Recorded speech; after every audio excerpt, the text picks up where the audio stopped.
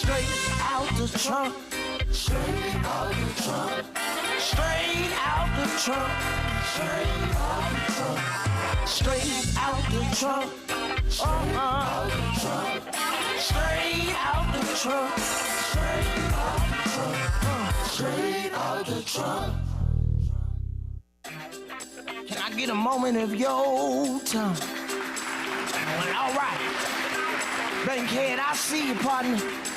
From the interviews to the news to your favorite tunes, you cannot lose when you're tuned into Straight Out the Trunk Radio. Hit me, From the interviews to the news, what's your favorite tune? Straight out the trunk, they got what you want, Get your body, go to sleep, and when you brush your teeth, when you first wake up, turn your radio up. Straight out the trunk, Straight out the trunk, You are now listening to Straight Out the Trunk. Put your seat back, turn your radio up. Straight out the trunk. You are now tuned in and you're rocking with the best. Straight out the trunk. Everybody tuned in, let me hear you say Straight out the trunk. Straight out the trunk. Straight out the trunk. Straight out the trunk. Straight out the trunk. Straight out the trunk. Straight out the trunk. Straight out the trunk.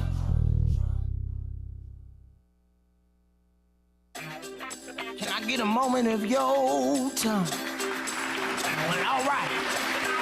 Bankhead, I see you, partner. From the interviews to the news to your favorite tunes, you cannot lose when you're tuned into Straight Out the Trunk Radio. Hit me, From the interviews to the news, what's your favorite tune? Straight out the trunk, they got what you want, Get your body, go to sleep, and when you brush your teeth, when you first wake up, turn your radio up. Straight out the trunk, Straight out the trunk, You are now listening to Straight Out the Trunk. Put your seat back, turn your radio up. Straight out the trunk. You are now tuned in and you're rocking with the best. Straight out the trunk. Everybody tuned in, let me hear you say Straight out the trunk. Straight out the trunk. Straight out the trunk. Straight out the trunk. Straight out the trunk. Straight out the trunk. Straight out the trunk. Straight out the trunk. Can I get a moment of your time? Alright. Bankhead, I see you, partner. From the interviews to the news to your favorite tunes, you cannot lose when you're tuned into Straight Out the Trunk Radio. Hit me, From the interviews to the news, what's your favorite tune? Straight out the trunk, they got what you want, Get your body, go to sleep, and when you brush your teeth, when you first wake up, turn your radio up. Straight out the trunk, Straight out the trunk, You are now listening to Straight Out the Trunk. Put your seat back, turn your radio up. Straight out the trunk. You are now tuned in and you're rocking with the best. Straight out the trunk. Everybody tuned in, let me hear you say Straight out the trunk. Straight out the trunk. Straight out the trunk. Straight out the trunk. Straight out the trunk. Straight out the trunk. Straight out the trunk. Straight out the trunk. Can I get a moment of your time? Alright. Bankhead, I see you, partner. From the interviews to the news to your favorite tunes, you cannot lose when you're tuned into Straight Out the Trunk Radio. Hit me, From the interviews to the news, what's your favorite tune? Straight out the trunk, they got what you want, Get your body, go to sleep, and when you brush your teeth, when you first wake up, turn your radio up. Straight out the trunk, Straight out the trunk, You are now listening to Straight Out the Trunk. Put your seat back, turn your radio up. Straight out the trunk. You are now tuned in and you're rocking with the best. Straight out the tuned in, let me hear you say, straight out the trunk. Straight out the trunk. Straight out the trunk. Straight out the trunk. Straight out the trunk. Straight out the trunk. Straight out the trunk. Straight out the trunk.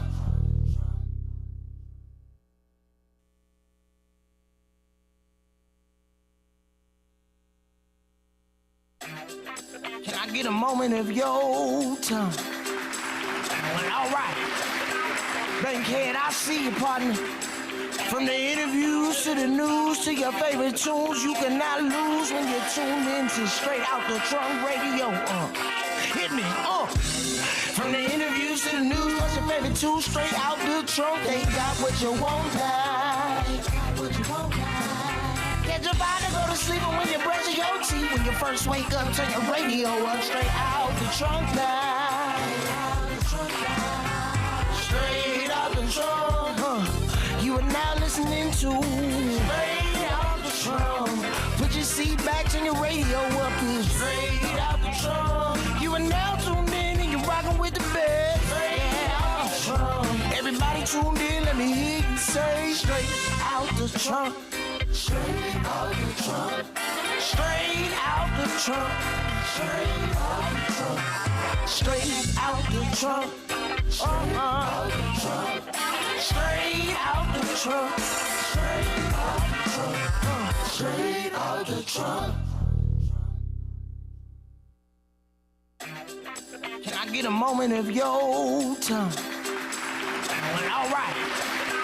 Bankhead, I see you, partner. From the interviews to the news to your favorite tunes, you cannot lose when you're tuned into Straight Out the Trunk Radio.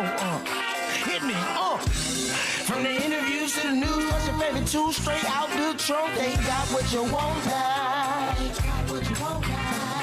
Get your body, go to sleep, and when you brush your teeth, when you first wake up, turn your radio up. Straight out the trunk, Straight out the trunk, You are now listening to Straight Out the Trunk. Put your seat back, turn your radio up. Straight out the trunk. You are now tuned in and you're rocking with the best. Straight out the trunk. Everybody tuned in, let me hear you say, straight out the trunk. Straight out the trunk. Straight out the trunk. Straight out the trunk. Straight out the trunk. Straight out the trunk. Straight out the trunk. Straight out the trunk. Can I get a moment of your time? Well, alright. Bankhead, I see you, partner. From the interviews to the news to your favorite tunes, you cannot lose when you're tuned into Straight Out the Trunk Radio. Hit me, From the interviews to the news, what's your favorite tune? Straight out the trunk, they got what you want, Get your body, go to sleep, and when you brush your teeth, when you first wake up, turn your radio up. Straight out the trunk, Straight out the trunk, You are now listening to Straight Out the Trunk. Put your seat back, turn your radio up. Straight out the trunk. You are now tuned in and you're rocking with the best. Straight out the trunk. Everybody tuned in, let me hear you say, straight out the trunk. Straight out the trunk. Straight out the trunk. Straight out the trunk. Straight out the trunk. Straight out the trunk. Straight out the trunk. Straight out the trunk. What it do, what it do, what it do? It's your, it's your boy Bankhead, the name Straight Out Trunk Radio. Hey Sneaks, can you turn that fan and just hit it to the left to the lowest power? My bad, I thought I did that. But hey, welcome to Straight Out Trunk Radio. We here every Monday night, 8 p.m. to 10 p.m. We live. Make sure y'all subscribe. Straight Out the Trunk TV. We here. Make sure you follow me personally, Bankhead_ the name. We got some dope ass topics. Gonna have some dope ass conversations. Gonna put you on some new music, some new game.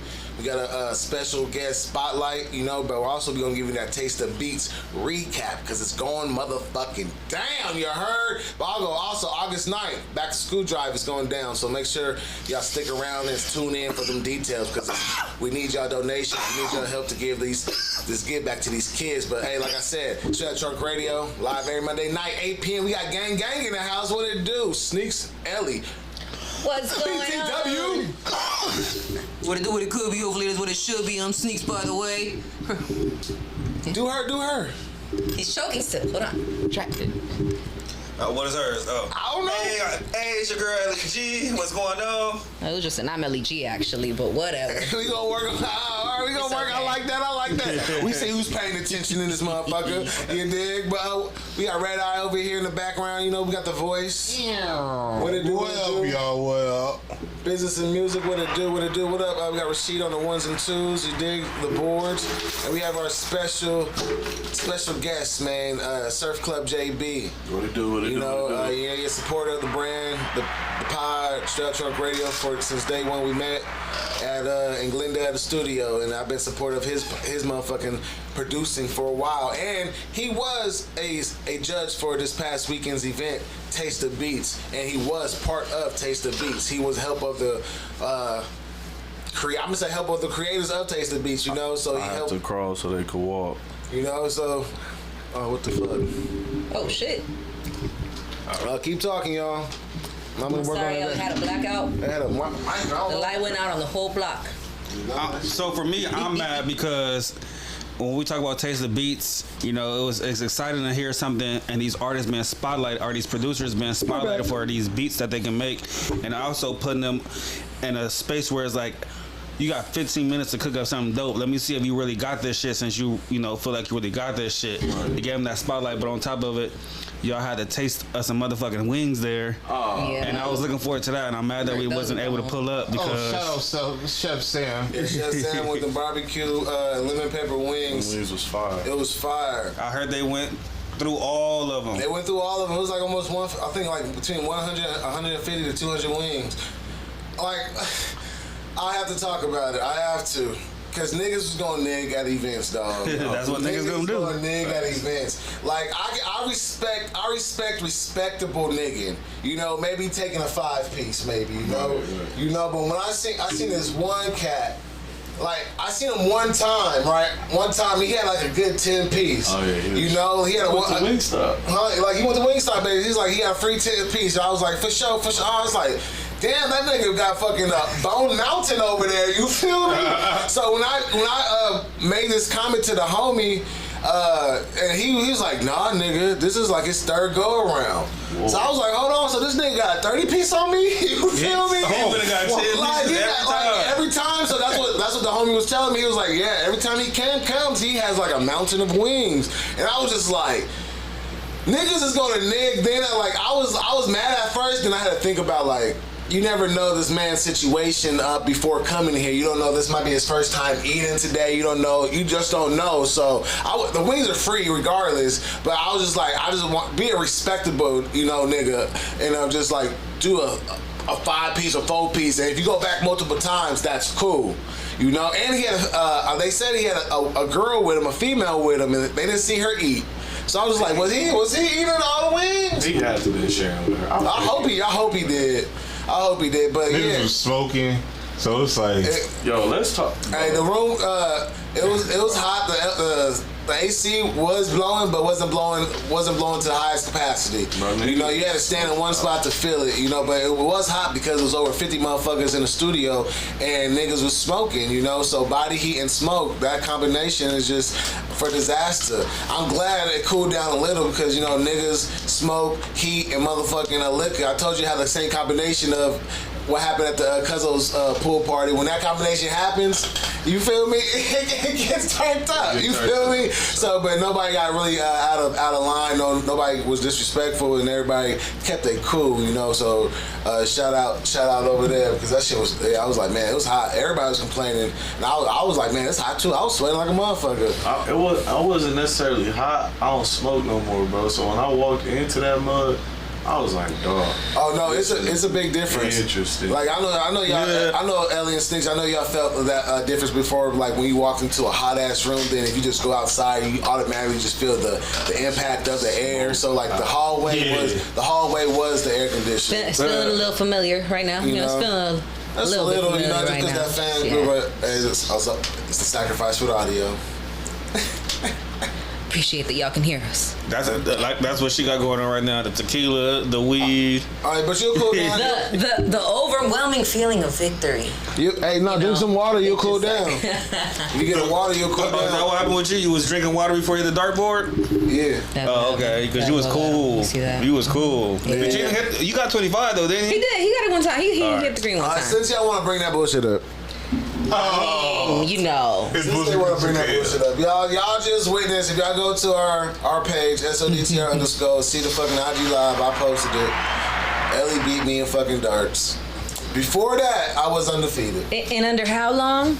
Because there was like a time limit on It it. was like 15 minutes. 15. It was Okay, like 10. 15 It was minutes. like 7:46, 7:45 type shit. And I beat you with like a minute to spare, right? Yeah, she beat me with a minute to spare. Like right when the minute came up, she hit the dart. You know, it was 50 to 25, and then she just hit that bullseye for the 50 points. And Shit like that happens. And she has her theme music playing behind her. Hey, what they do, Chef Sam in the chat. Shout out everybody in the chat. Make sure y'all comment, like, subscribe.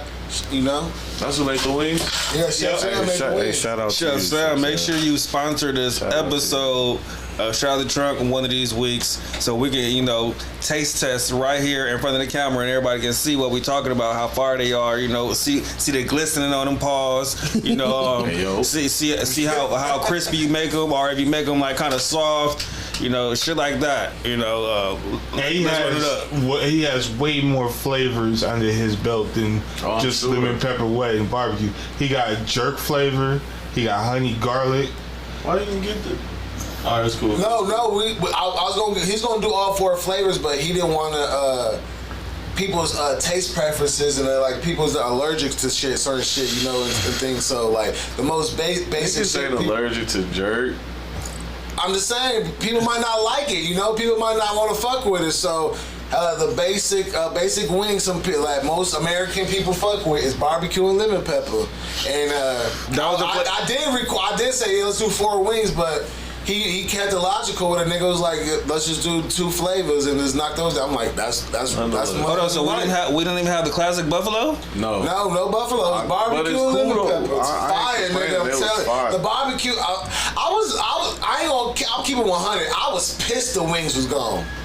I was pissed. No, I had probably maybe 7 or 8 you didn't get 30. like 6. You feel me? I had like 5. I felt bad. But the nigga had 30. Shout out to the nigga that ate 30 wings. I ain't mad at you, but I'm like, nigga, I'm looking at you with it like, alright. Next time you come to the event, nigga, I am keeping an eye on you. He said, I remember your face. He said, I felt badly. Let me show you a video. I'm gonna show you a video of this nigga. Oh, you got a video? Not of him. You are not gonna put him on blast like But you got a video that mounts it. I just got a video of the perpetrator of like, if y'all ever want to know who the nigga is, you like, that nigga eat 3 wings. He gonna take advantage of that shit.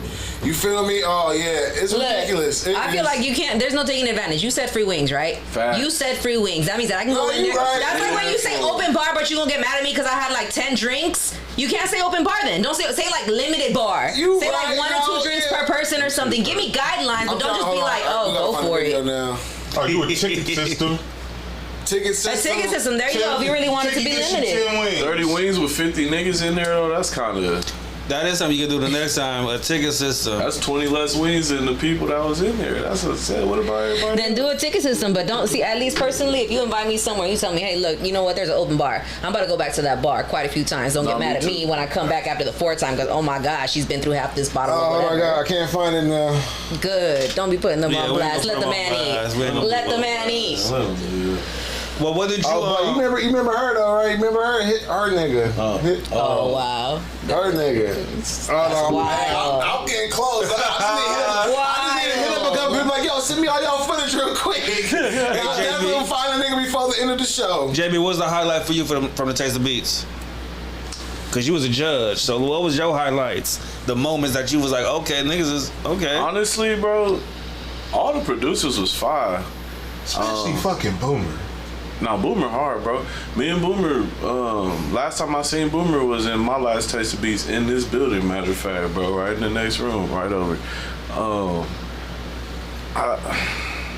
Nothing really was like, oh, this is more special, because I appreciate music, bro. Mm-hmm. And I'm really being honest, I'm not like just saving face, bro. Everybody did their shit, bro, but just one person had to win. Mm-hmm. You know what I'm saying? But I love the whole thing, man. I love seeing the growth of Taste of Beats, bro, because Bankhead to tell you, I was the nigga bringing my speakers for everybody to plug up to. We pass the speakers. Like I said, we promoing this motherfucker. Yeah. I was like, I pick him up.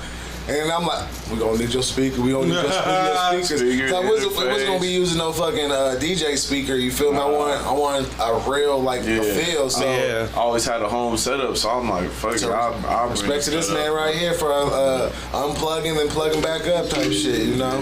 That's what's up. So to see it grow from that to like now, I ain't gonna lie. When I walked in the studio, I was like, kind of like, damn, I should have told this nigga I'm gonna produce because he in the room. This a real room. That room was nice, bro. I saw the pictures. What was bro name? Whose studio was? Twizzy. Shout out to Twizzy. Yeah, he's over the studio. That studio was fine. Shout out him.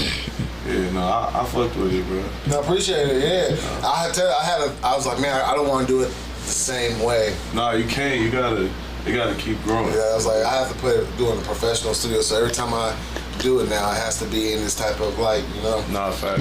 And everybody pulled up. I enjoyed themselves, and the only thing we didn't was allow rappers to rap on the beats. It's just time ran out, of just the night. I feel like it could have went on because Twizzy was he was starting to be a part of the event because he was like, he pulled up later on and he made himself an honorary. Yeah, he made himself an honorary judge. And I was like, for sure. But anyway, so.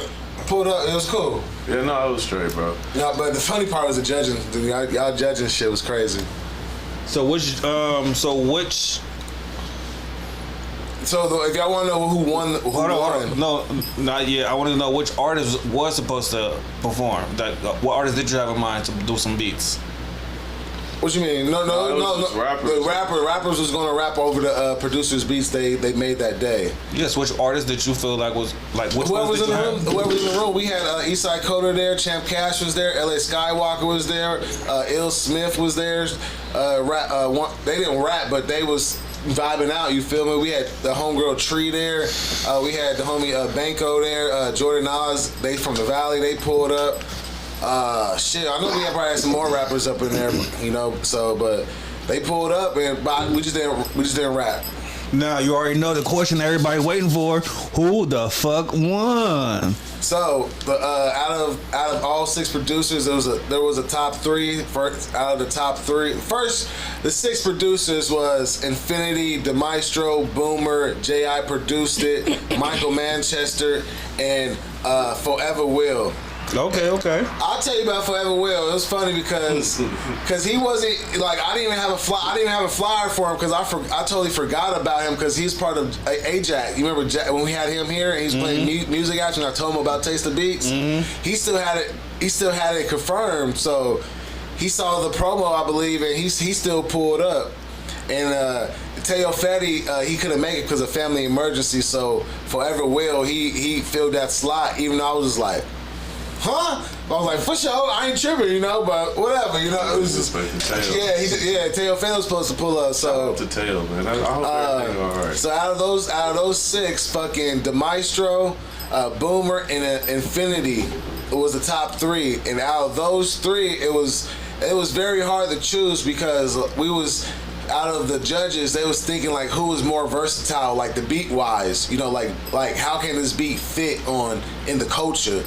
Are you just are you the 100th McDonald's fry, or are you a new fucking restaurant with a new fucking like thing that everybody want to take advantage of? You feel me? So out of all producers and those top 3 that I named between Infinity, the Maestro, and Boomer. Oh, okay. Y'all good? Yes. Oh, okay. Out of Boomer, Infinity won. Infinity won? Infinity won. Oh shit! I thought you was gonna say Boomer. That's crazy. Infinity won, and the reason why Infinity won was because we could hear multiple artists from different coasts, from the West Coast and the East Coast, rapping on it. Like from Boomer did West Coast G-Funk, you know, like something bread and butter to him. And what JB said when he was here in the first Taste of Beats, he did G-Funk, you know, and it was still good. You just heard the progression of his sound in G-Funk and just 10 times better. And with the Maestro, he was just like his beat, his style was like 100th fry, the 100th fry in a McDonald's a big size Don't meal. do You that. know? No.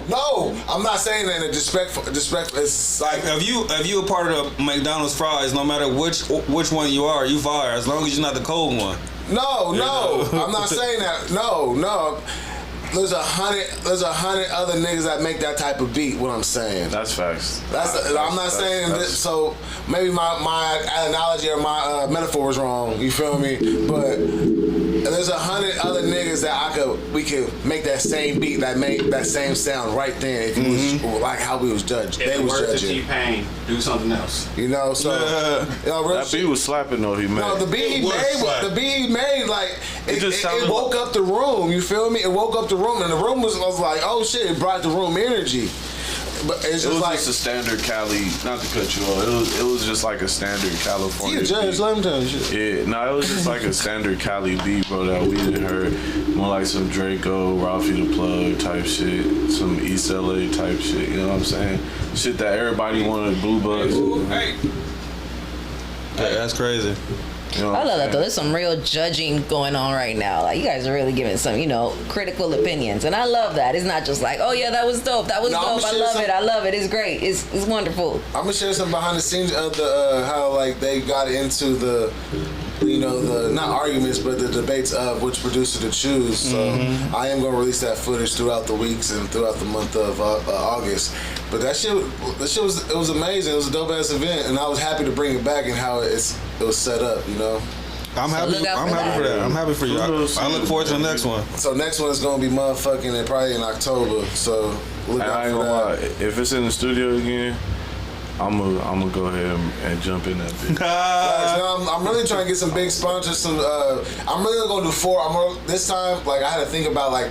Because when we started it, like I was already game plan for the next one. I was thinking about it like, so I'm gonna do 4 producers, 12 minutes, and have 2 rounds. And out of those first 2, have the other 2 make a beat, but they gonna switch beats so they can add on to the next producer's beat. Okay. To see like, cause you know how producers is. You see another producer making the beat. Stop telling your ideas out loud because niggas steal shit. All right. Y'all steal my shit. I already know where it come from, motherfucker. Now we got recorded evidence though that he thought of it first. We definitely got the recorded evidence, but people that ain't gonna stop nobody. That's true.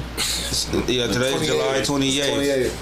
But I need you to make sure you don't tell what the next upgrade is gonna be because somebody else gonna try to come out with their own thing and make that their version of what you already doing when that's supposed to be your upgrade. That happened to us before, so I can.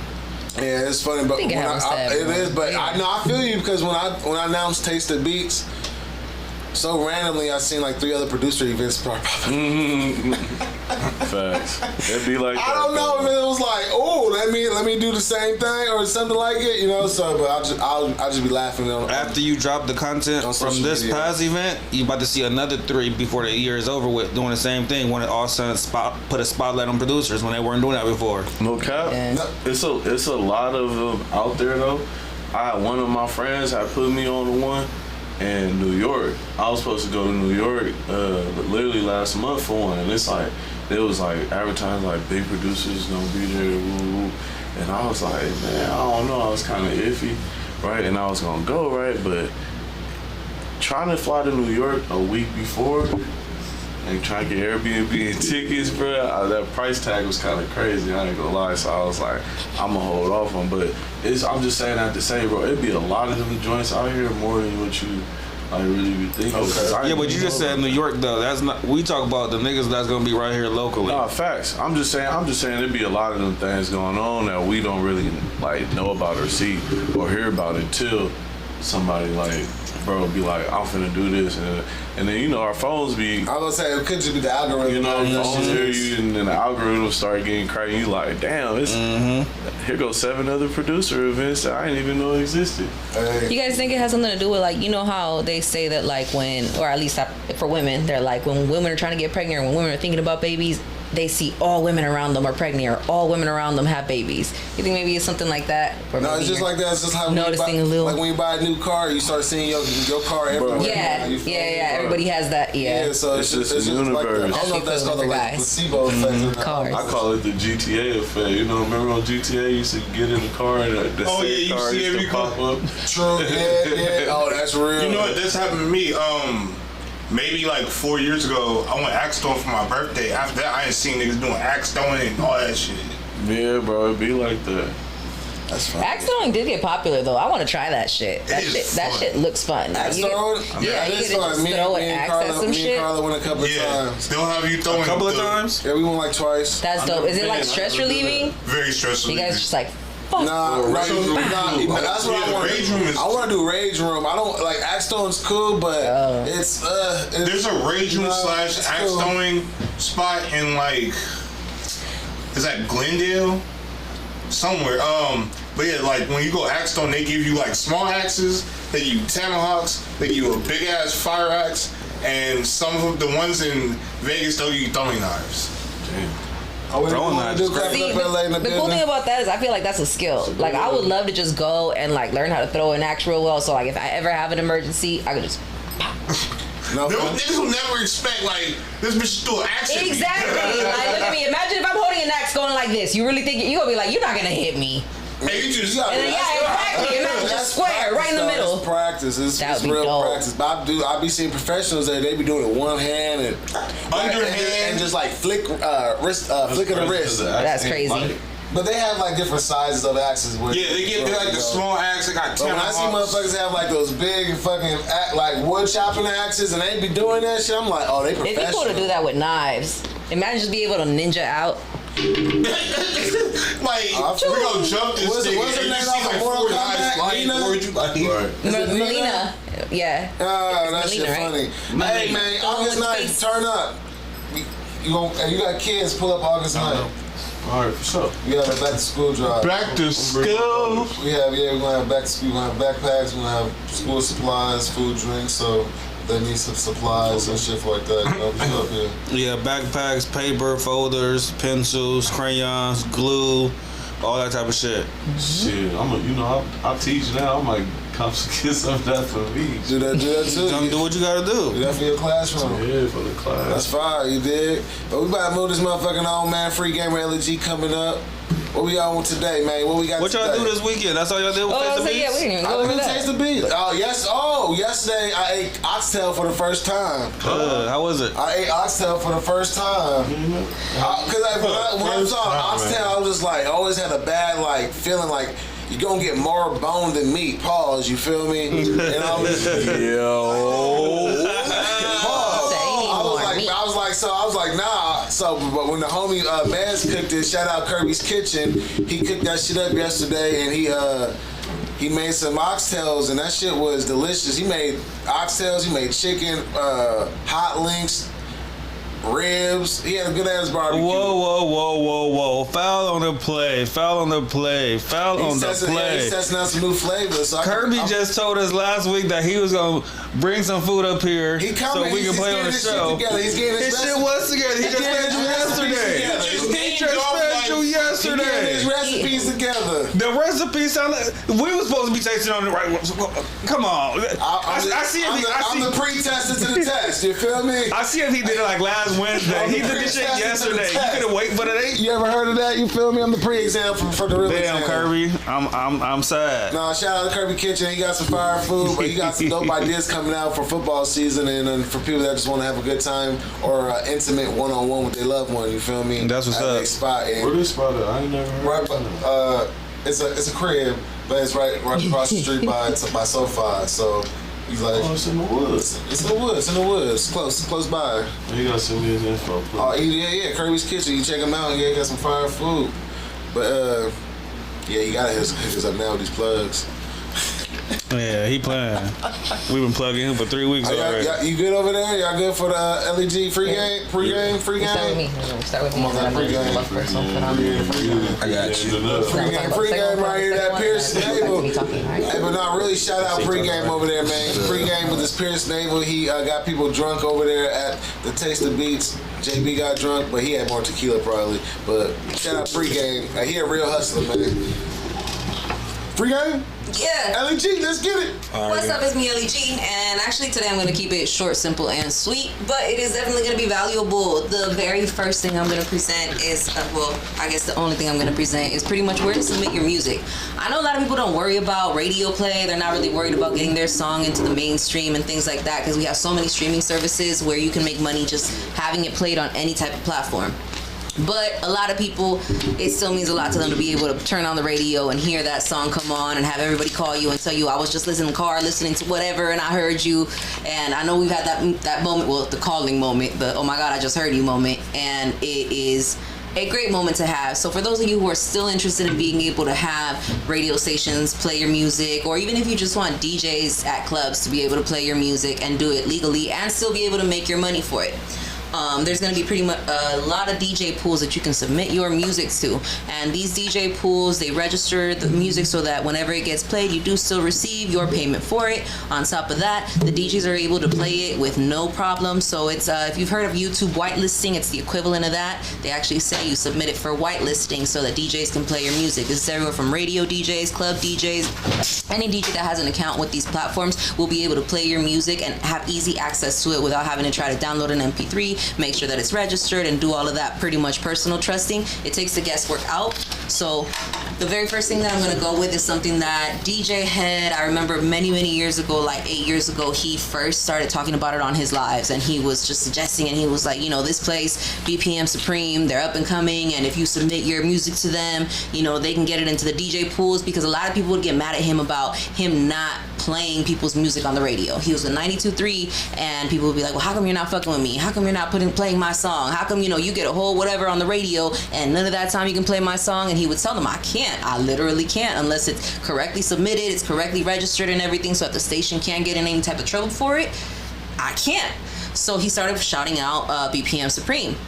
BPM Supreme themselves started doing a lot of public work with artists where they actually had them in. They had listening parties. They had Q&A events where they brought in industry professionals. They had a lot of interaction with the artists where it was helping people learn and get educated on correctly registering their music and being able to submit it so that it could actually get play. So today's first one is BPM Supreme. They do actually have a free submission form. So you can go on to BPM Supreme for artists. You make your free profile, and then from there they have the option to be able to submit your music. It's not automatically through your profile. You have to submit it through that link right there. And of course, you have to have it registered in your profile, and then you submit it to that link that was right there above in this video. And that is how you can go ahead and get an option for it to be added to the DJ pools that are available. Another option that is a great one, shout out Power 106. They are amazing because they offer this option where you can actually still submit your music to them directly. So if you read through the instructions, you do have to have everything registered. You have to have your ISRCs. So you got to make sure. Again, we covered all of we did cover all of the DSPs that you got to register through. We did cover BMI, ASCAP, and all of that in previous free games. Make sure your music is registered. Once it's registered, you put it on a CD. You have to have a clean version. You have to have your instrumental, and then you submit it to them. You have to actually mail it in, a CD. I know, who does that anymore, right? But you have to get that little attachment for your Mac so that you can put a CD in, record it on there, make sure you have all your info on it, and then you mail it to the address that was shown in that video, and then that gives you your shot at being able to get played on Power 106. I know previously they did used to have a way where you could submit it online. I don't know why they took that out. I guess it's kind of to figure out who's going to put in the actual effort, but now you can submit a CD and it gets you a shot to get played on Power 106. And I mean, it's LA. Who doesn't want to get played on the radio in LA, right? Other options that also take submissions. It's websites like Crate Connect. These are all smaller options, smaller DJ pools, but they will still be beneficial. Crate Connect, DJ City, Heavy Hits, My MP3 Pool, and Late Night Record Pool. So Crate Connect, you go through their contact page. There you get their information, their email, and you'll be able to send them your track directly. For DJ City, you go onto their support page. For the support page, that's where you're going to get all the information on how you'll be able to submit your music to them.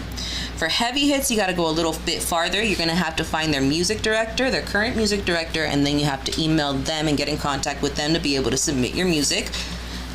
For the Late Night Record Pools, same thing. You have to actually find their music director again and be able to submit to them and have all your information ready, have all your music registered, make sure you got all your decks in a row, and you shoot it to them real quick. And the final thing that I'm going to leave you guys with is going to be what you need in a DJ pack. So a lot of you don't even know what a DJ pack is. It's okay. A lot of people don't. But it's going to be how you're going to submit your music to DJs, or a lot of the times when you submit it to platforms like this, it's what they're going to request of you. Usually it includes your explicit version, your clean version, your instrumental. On top of that, you have to have an extended instrumental clean, extended instrumental explicit. Ooh, I feel like I'm missing one, but I am doing this off the top of my head.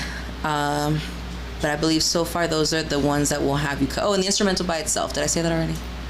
Well, anyway, so those are going to be what's going to make up a DJ pack, and that's what you're going to be submitting to most of these DJ pools that require you to submit directly.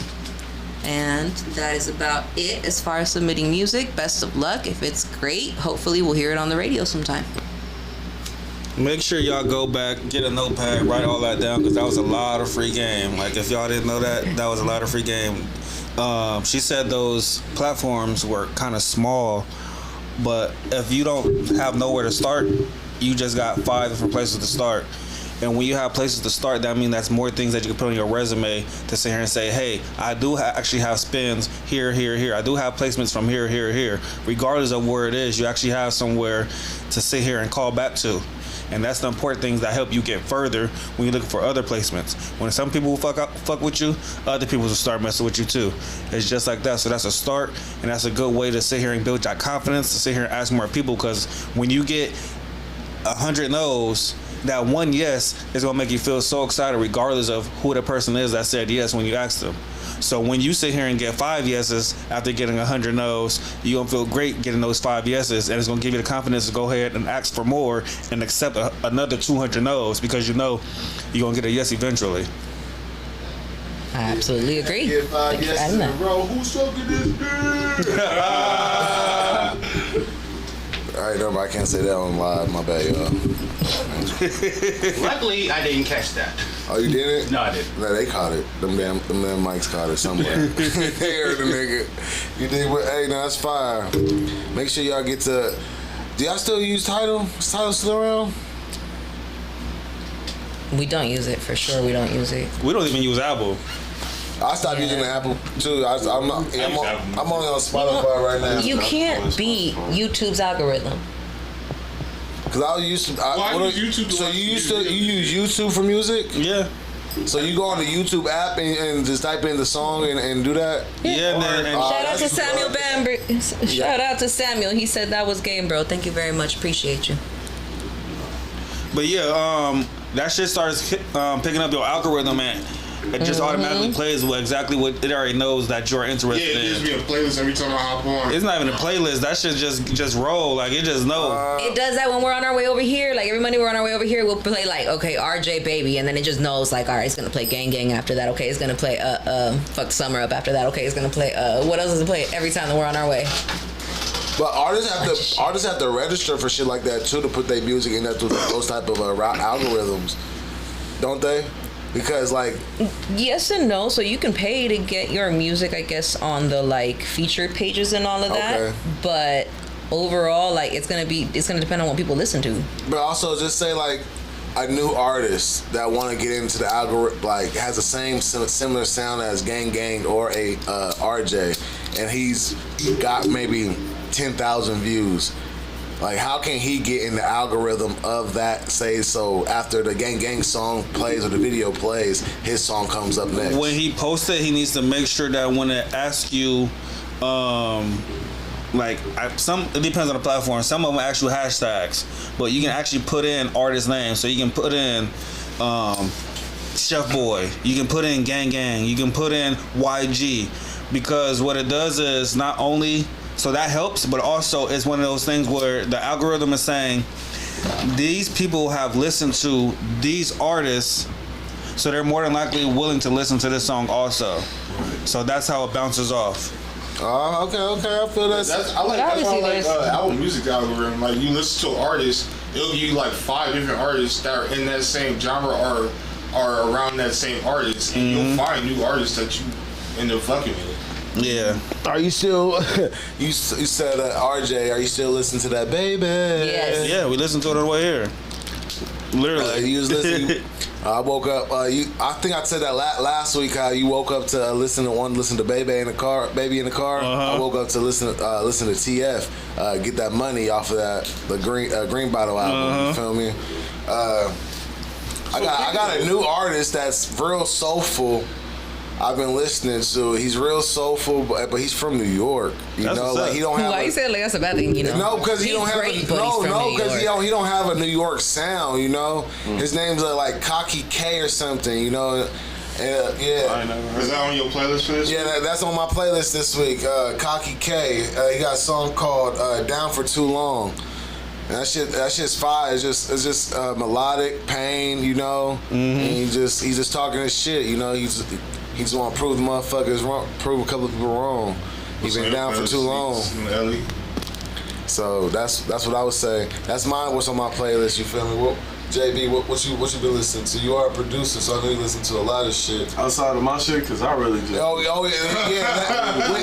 I'm gonna say that right now. When you come on here, and what's on your playlist, you can't say you listen to your own shit. That's like where there's somewhere you say I only like myself. I ain't gonna lie, it do get bad some of the car rides, man. I just was like, man, I'm finna listen to 30 instrumentals, bro. And I'm good with that. But nah, I just found this dude named D-Baby. D-Baby. Yeah, I don't know where he's from, but it's a song I've been liking a lot. Is he Hispanic? He look like it. He kind of likes me. He from Houston or Texas? I believe so. Yeah, I know D. I heard of D-Baby. This song called 2 a.m. in California. That shit hard. I fuck with it. Okay. I've been like kind of like, it's kind of like the first thing I turn on like getting the whip right now. Oh, fire. Yeah, shit like that. Like when I listen to like a new album, I try to find songs like that where I could do that. You know, if I listen to your album, I want to find a song where it stands out, where I want to get into the car. That's the first thing I listen to. Or like if I'm in a certain mood, I want to go to that just to release. I've been spinning the Jack Boys too as well. That shit hard. Oh yeah. Jack Boys. Shout out Walter Sensei, you feel me? And AZ Chike, I've been listening to him a lot lately. Man, I've been listening to everything, bro. I really love music, so I've been listening to old school. I've been listening to everything, bro. I ain't mad at that. I've really been trying to find shit I can sample.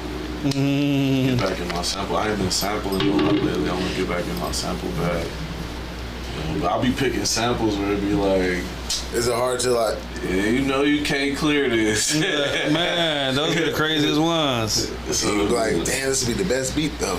I was listening to the RJ album. I'm listening to all the samples he got on that motherfucker. Like, I wonder if he got all these motherfuckers clear, cause nigga, he really just sat here and remixed Lil Wayne and Baby Stun Like My Daddy. No, that was it Stun Like My Yeah, that's Stun Like My Daddy. Yep. That Was it? baby. I sampled the Whitney Houston. No, song. was it? I think you thought it was that, and then it was You another. can't put it out, huh? So as a producer, like how different does it have to be legal? So like how much can you take a beat and twist it and do all of that to it before it's like, okay, now it's legal, it's mine?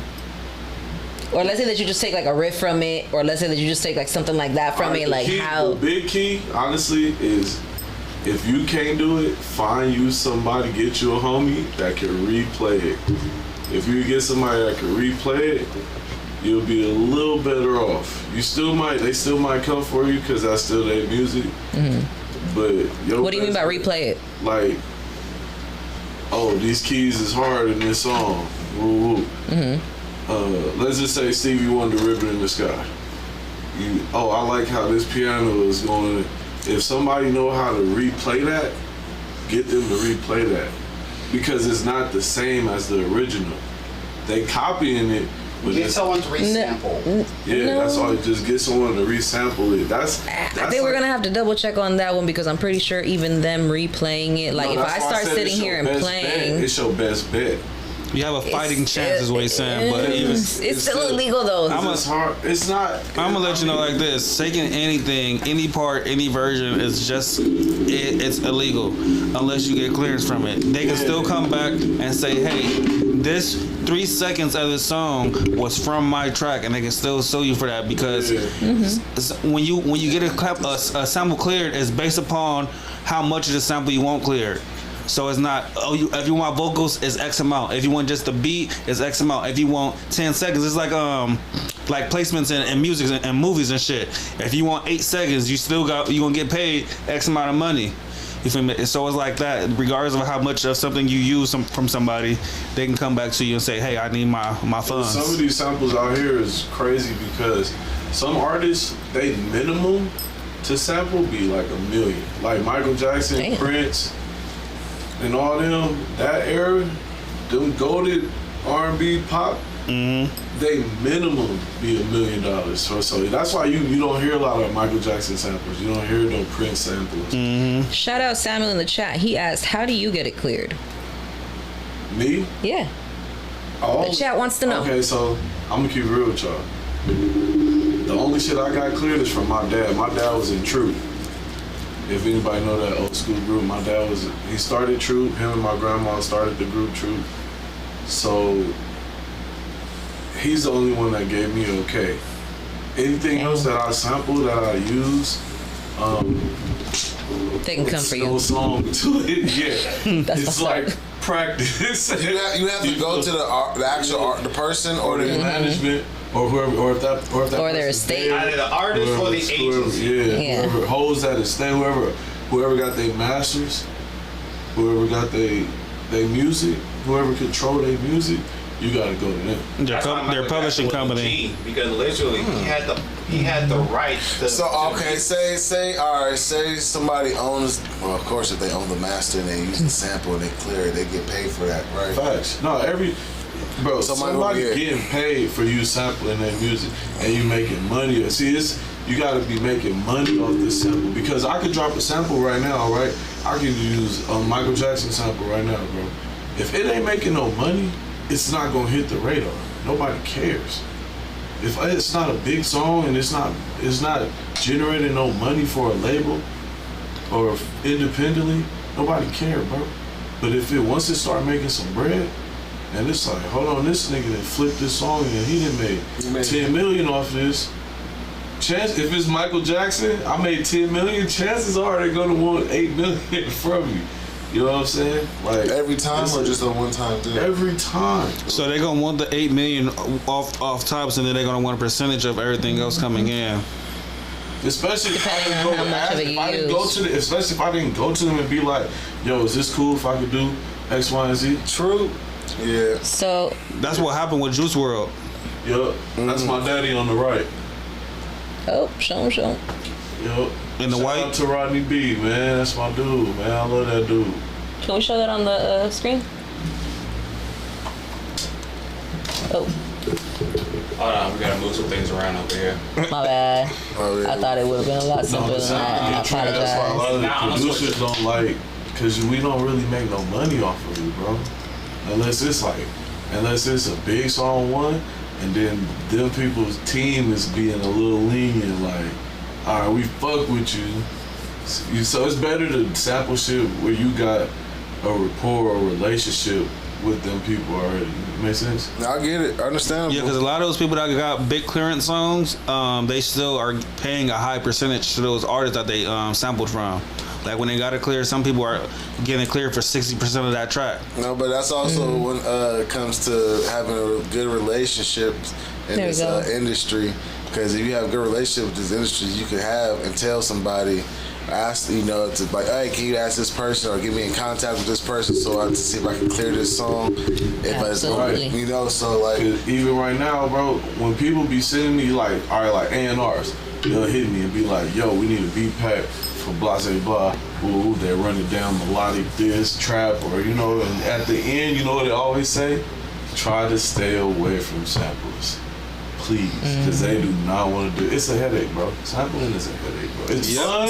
It's fun as a creator, but when you gotta get to the business side of it, of course, yeah. it's a headache. You gotta go through some. Me, I got shit where I can play you, bro. I can send you at least 100 samples I did this year, where it's like, damn, this shit's hard, but probably realistically, bro, I could probably only get like 5 of them cleared. If that. That's hard. That's crazy. So Samuel in the chat asked, what if they don't have their masters, and how do you find that out for yourself? I know the first part is you got to find whoever owns the masters. It doesn't matter. It's you all know. about homework. You gotta do your homework. You gotta if you ain't got no team, then you gotta do the homework yourself. But Yeah. if you got a team, then you gotta reach out to your managers. Reach out There you to go. if you sign to somebody, reach out to your label. Ask them. I love that you said The that. label should know more than you. That's their job. Man, that's why they hired to do that. That's for sure. But if you you gotta just get on the ground, man. You gotta figure it out. Start searching Google, YouTube. And I know you were best friends. I know you were mentioning earlier about how, like, if you're smaller or if they don't have somebody, so a lot of that is like, if it's a lot of the older artists who never correctly got their publishing together as they aged, those are the ones who won't have anybody checking up to try to take your shit down or try to get any type of money for you. When you do people who died and they didn't leave their estate with somebody who actually gave a damn, those are the people who unfortunately you would be able to steal from. When it's there's one other scenario I can't recall right now, but basically situations like that, I think it's like where people have certain type of like problems with contractually, where they don't know how to get their publishing together, and they still will not get paid for these samplings or for any type of play that their music gets. So it's just all of this money that's being sat on that they'll never receive, and that even if you start using their shit, it doesn't matter, because I've been noticing though, with when it comes to this particular subject, your ass will get found. They gonna find you. Somebody gonna find you. It is a team of people. You may not think it. We may not think, but it's somebody out there that'll be like, yo, somebody just sampled your song. You need to do something about this.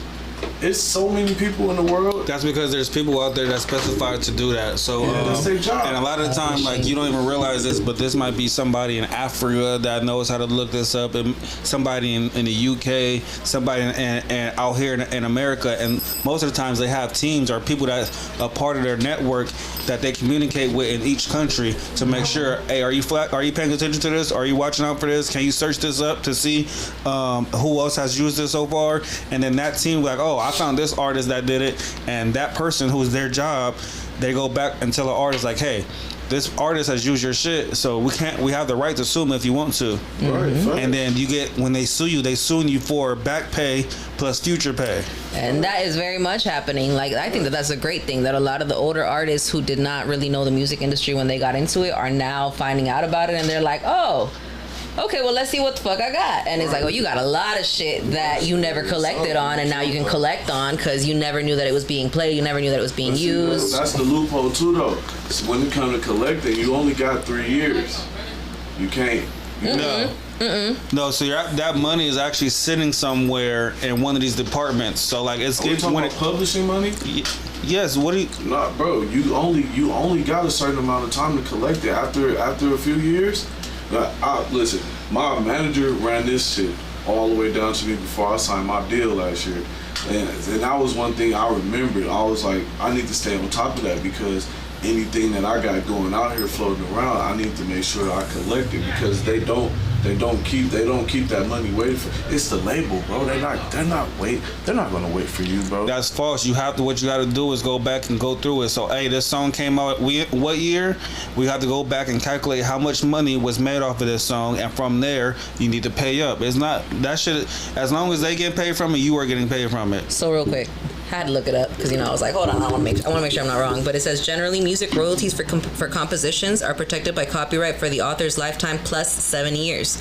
For sound recordings, the copyright lasts for 95 years from the date of the recording. That's royalties. I'm thinking publishing. I'm thinking publishing payout. We're saying publishing because publishing is, if you get a publishing deal, they're the ones who are going to, on your behalf, go out and try to collect on all of these royalties that they can.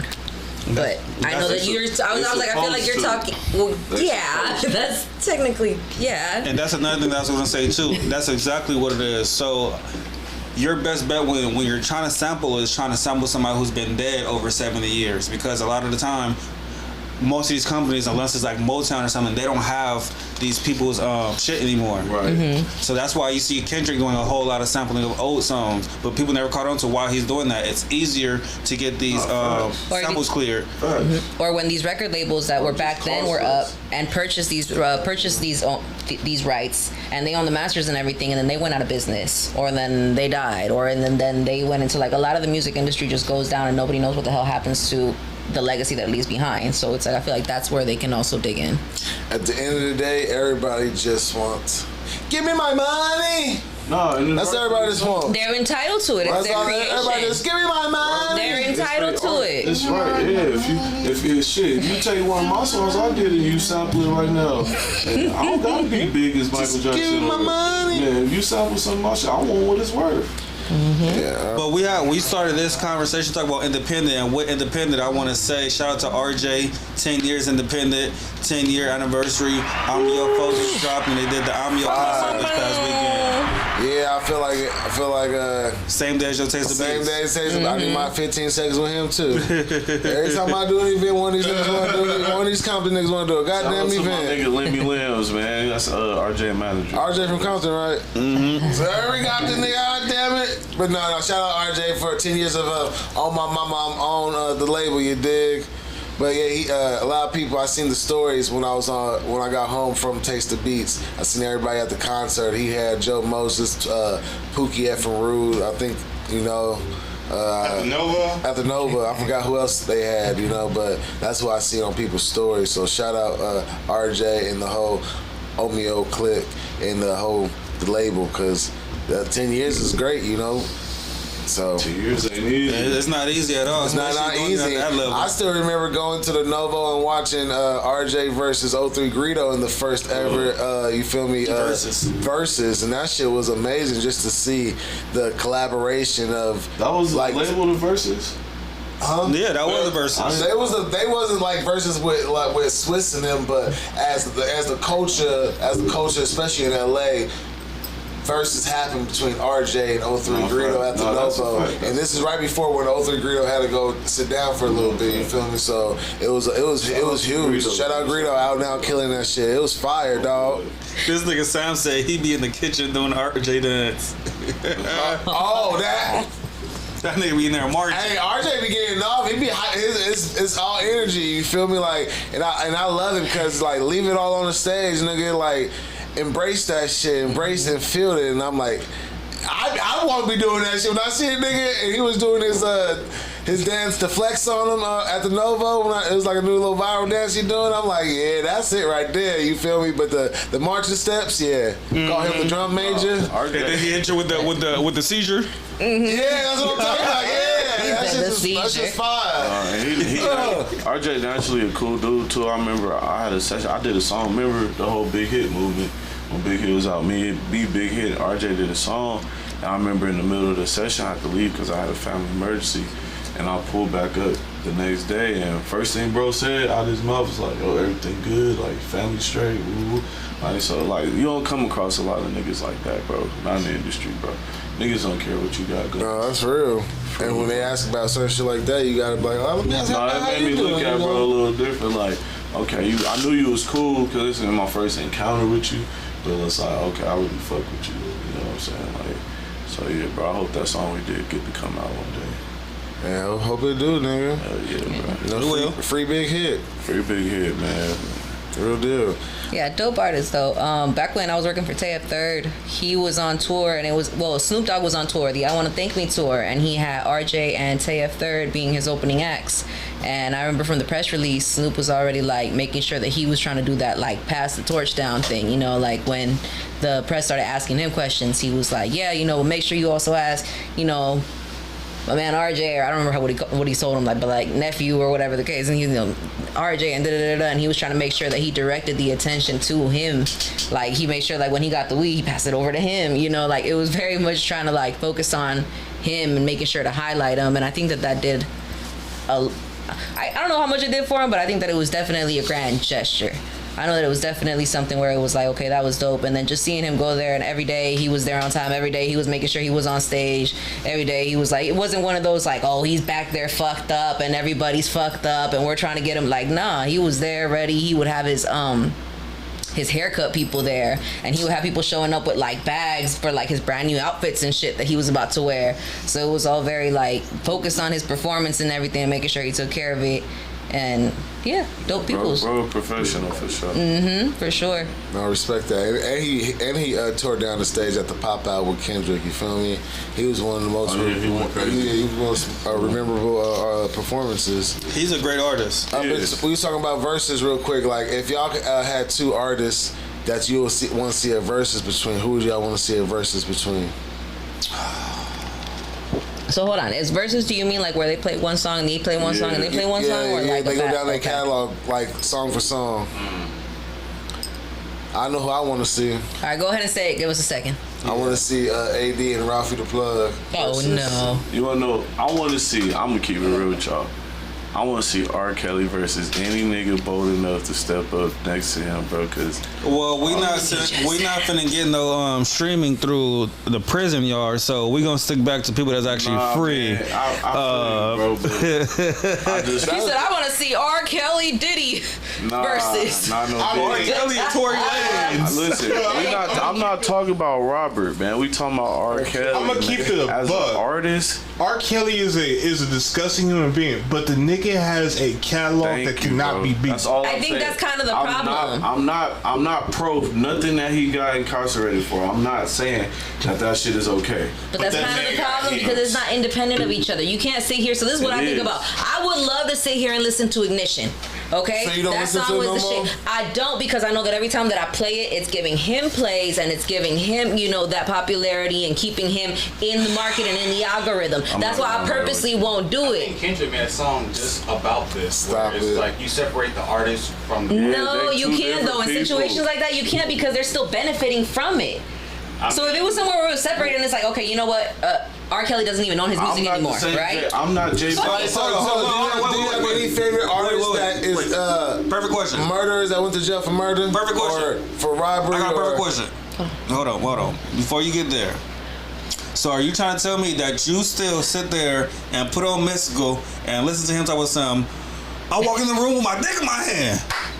When it come on, I do slide it. I don't go to it and be like. I don't pass it up if it comes on like a playlist. I'm not passing up Mystical and I'm not passing up R. Kelly either, but we also I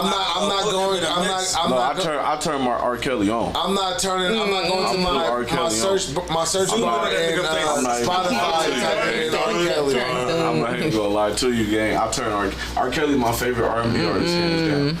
And with my family included, bro. All of us love, bro, and we all, nigga. You come to my last name Benford. You come to a Benford family party, nigga. You gonna hear at least 15, 20 R. Kelly. Y'all were the ones at the courthouse talking about free R. Kelly, weren't you? Nah, we free weren't doing R. that. Kelly. We weren't doing that. But Free answer your R. question. Kelly. To answer your question. Oh, sorry, go ahead. I was like, he was like on Boondocks. He was like Riley on Boondocks talking about, look, if the bitch didn't want to get peed on, she would have moved out the way. All that shit that That shit Robert isn't it. did. Robert, like, because You have to separate the art from the art.